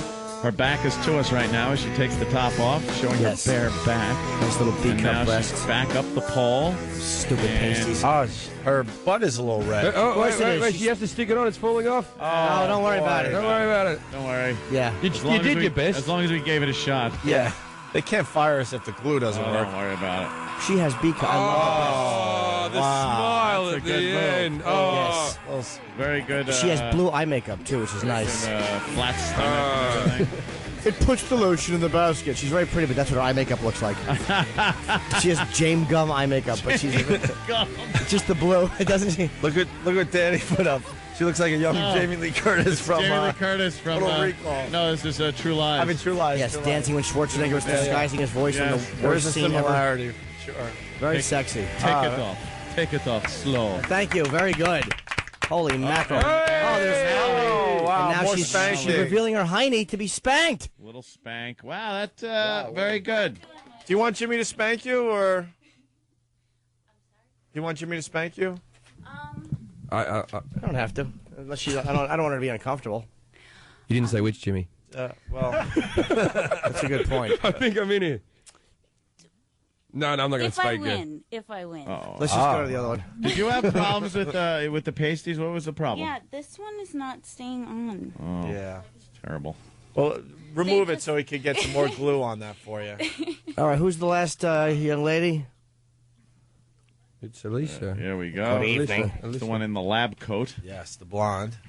Hi. Yeah. Huh? Just get on. What song have you chosen? Boy, she's nervous. This is What song did you choose? She's got glasses on and the lab Wait, coat. you never She's- touched a pole in your life? Really? So you're just doing this on a whim? Yeah, but look Okay, at she's her. a sexy girl. She's glasses and blonde hair and a lab coat. Look at her. And you can see her bra is showing. What song? I just picked it a minute ago. Oh, my God. Oh, you picked Britney Spears? All right, E-Rock took something out of his iPod. Wait. Personal collection. And there's an argument going on. What's happening? Yeah, what's the matter? Wait, give her the mic. Give her the mic. there, She's Travis. yelling and screaming. What's the problem? Can't hear it anyway. Doesn't matter. Can't hear it anyway? No. Doesn't matter? Sorry. Wait, what song did you want? I didn't care. I just picked it a minute Well, ago. give us a song. We got like the care. world's largest computer. What are we, thing. NEW? I know. Mustang Sally? Oh, she's... Yeah. All right. Just dance to the whatever. theme from Cheers. How about River Dance? My leg, so Wait, you're kind of bummed out. You didn't think the competition would be so good? What? Oh, I don't care. I say you throw on a little song from Foundry called Pendulum. That's right. Because that's one of my favorite songs. And this one rocks. The So updated you'll be version able or the to, original? I think the original. All right, the original. Yeah, Sure. yeah. Little Okay. song. Okay. Yeah. Here we go. She looks very sexy in her little lab coat. I'm picturing a goody two shoes. I'm in love. Thing, I love where it. She takes the glasses I love off, the lab coat, and all of a sudden you're like, wow. No, huh? All right, here we go. All right, it's playing. Elisa, our last contestant. Oh, this trying to win is $1,000. glasses off. I'm happy. Courtesy of Zach Glasses and Barry come Making off. Porno. She Glasses looks like great body. She looks like the girl that played Howard's wife in Private Parts a little bit. Yeah, she has a fantastic body. She probably has Oh my god! It looks Wow. Oh my God! Who my saw God. that under the lab coat? All right. She's just kind of walking around the pole. She And doesn't she's even kind of have to lowering dance. herself. No. She's very hot. She's one of those dancers that could just kneel in front of you and babble about school, and you still just give him money. She's holding on All of a to the sudden you're pole. down 400. Like what happened? Yeah, what happened? I didn't see You know what her I dance. love about her? She's trying to reenact the moves she just saw She has 2 no minutes idea. ago. She's gonna end Yeah. up breaking her neck. She actually is. She looks like she's playing tag and she's staying on home base. Yeah. With her ass wait, in All the right, ring. she's rubbing trying ass something on with the her pole. ass. Oh, that's nice. I She love has a her. I love juicy her. rump. Good move. Wow. Yeah. I'm pinching my helmet. I'll pinch your helmet. I love her. And great music. Yeah, exactly. If this music is working like saltpeter. Oh, she's just making it up as she goes There's along. something She's doing hot. all right. There's something hot about a chick who doesn't know how to do it. Exactly. Yeah. There's something hot about that, isn't it? Yeah, it's almost like she's been abducted and you're making her do it. Yeah. For $1,000. Yeah. Which is sort of what's happening. Exactly what's happening. All right, she's wow. You look confused a little bit. Okay, it's all of a sudden become a torture device. It's like what John McCain was beaten on. Oh, she's doing the hang. She lost Keep your hands on it. Keep your hands on it. Yeah. As attractive as you would be in a wheelchair, I'd feel bad. Oh yeah. Imagine if she was a quad, how much fun that would be. She couldn't say no. She's trying to swing. Very pretty girl. I think she's having. Is she getting winded? You getting tired? She's just kind of spinning in a circle. Yeah. Ow, that had to hurt. Yeah, she's banging into everything. She's gonna be bruised tomorrow. Yeah, it's great. She is very attractive, but one of the worst pole dancers I've ever seen in my life. It's the first time. It's her first. Yeah, she's a true rookie. And she's trying her best. She's doing a good job. Look at her hiney. She's broken half the equipment in this place. Yeah, it really is. She doesn't want to commit. I doesn't want to commit to the broken neck move. No, your thighs haven't got calluses ready for that. You should probably just. She should probably just take the skirt off and touch her toes. Good exercise. Yeah. All right, choreographer. Yes. All right, the big finish. We need a finishing move. Yes, which should be without the skirt. I'm just trying to tell you. Oh, wait, yeah. Is there going to be a... Yeah, of a course. top removal? Oh, wow. Yes, now put your ass out and slap your butt. Like you've been bad. Has she not got the little stickers on? Pasty? Oh, the girls are slapping her butt and the other for two her. girls are slapping her ass. Any pasties under there, or what? You do have pasties, right? You can show them. Yeah. Okay, good. Yeah, Good, you do. good. Wait, It's okay. Oh! Holy Jesus. Some illegal activity. I didn't Hey. see. I didn't see. All right, What did- Elisa. Miss, what did you do at the end? What did you do at the end? I didn't see. She just. E-Rock, get out of my way! Away. Did you show? What? Did you show? Yeah, my pasties. Yeah. Let me see. Oh, I love her. Oh my God. Oh my God. We don't have a girl like Those that in pasties England. are great. Oh my God. We do have one girl in England Screw that looks it. like you, but she doesn't have teeth. Screw it, she wins. Oh. Really good shape, and these girls are insane. That hurts like hell. Yeah, you're going to have You feel some... like you're ripping your Where's your hands lucky off. boyfriend who pushed you into this? Yeah. Yeah. Why isn't he hanging off one of those He's things? never even seen me anything like this. Wow. Hasn't he? You're going to have some What? hole burns. Yeah. All right, well, Fantastic. Well, I got a problem because they all have the same score right now. yeah, I know. Huh. Yeah, I yeah. gotta It's hard to figure something out. tabulate. Oh, my God. Yeah. Wow, what do we do? Where's your boyfriend, Harvey Keitel in Taxi Driver? Jimmy, what do you got? Can I cheat? I'm giving mine to him. I'm going to cheat. Yeah? Really? Oh, yeah. I wasn't given a Very paper good. or pen. Well, What are we? But I do remember the performances. This is important. Stump Brain. What are we judging on? This is important. Hotness and sluttiness, or just talent, dance overall? Oh, really? All right. I'm going to have to amend. All right, so do I. Hold on a minute. I didn't know ability was involved. Oh man, that stinks. All right, I'm gonna. That's not mine. And then you should have worn name tags. Be like Florida. This is like every girl I meet. I don't remember their name. That's mine. All right. No, I stand by. I stand by. I stand by. Oh man. That's who's this one? Danielle was the second one. Andy was the first one. Okay. Second. First. Yeah, I know who you are. Okay, here we go. Because I'm interested more than dancing. These boys are just bloody animals. Elisa's the one you want to have. Yeah, but Elisa's got a boyfriend. I'm judging here. But she's not wearing pasties. I think the other ones wear them all the time. Give her an extra half point for not wearing pasties. Would you? Here's my tabulation that I really took a lot of time with. Would you? What? Would you? Wow. No, I've tried to be fair. I've tried to take everything into consideration. I'm a yes, no. There's money involved. What are you? So I've tried What? With the would you game. What? With the would you game. Jim, you got your. That's the maximum and then minimum. Right. I've already had mine in. Okay, we ready to tabulate? You did the crime another time. What do the girls get that lose the contest? Dishonor. Yes. Thrown out. In Japan, they'd be made to kill themselves. Yeah. That can't be. Ant's score broke the. What did he do? broke You the law. give someone 100? Let me see. Well, You're breaking the rules? no. I didn't break the rules. What happened? Was 1 out of there 10? a problem? 1 out of 10? Well, he said, what he happened? said it was minimum to maximum, right? Yeah. Okay. Because it doesn't matter. It doesn't There's matter. No second place. As long as he's put them in an order, it doesn't matter. There's no second place. He gave it to her. Just right. I A-bombed it. Okay. All right. Why wouldn't I?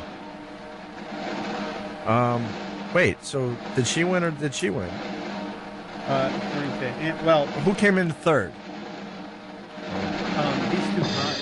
Those two Oh, it tied? was very close. Two of them tied.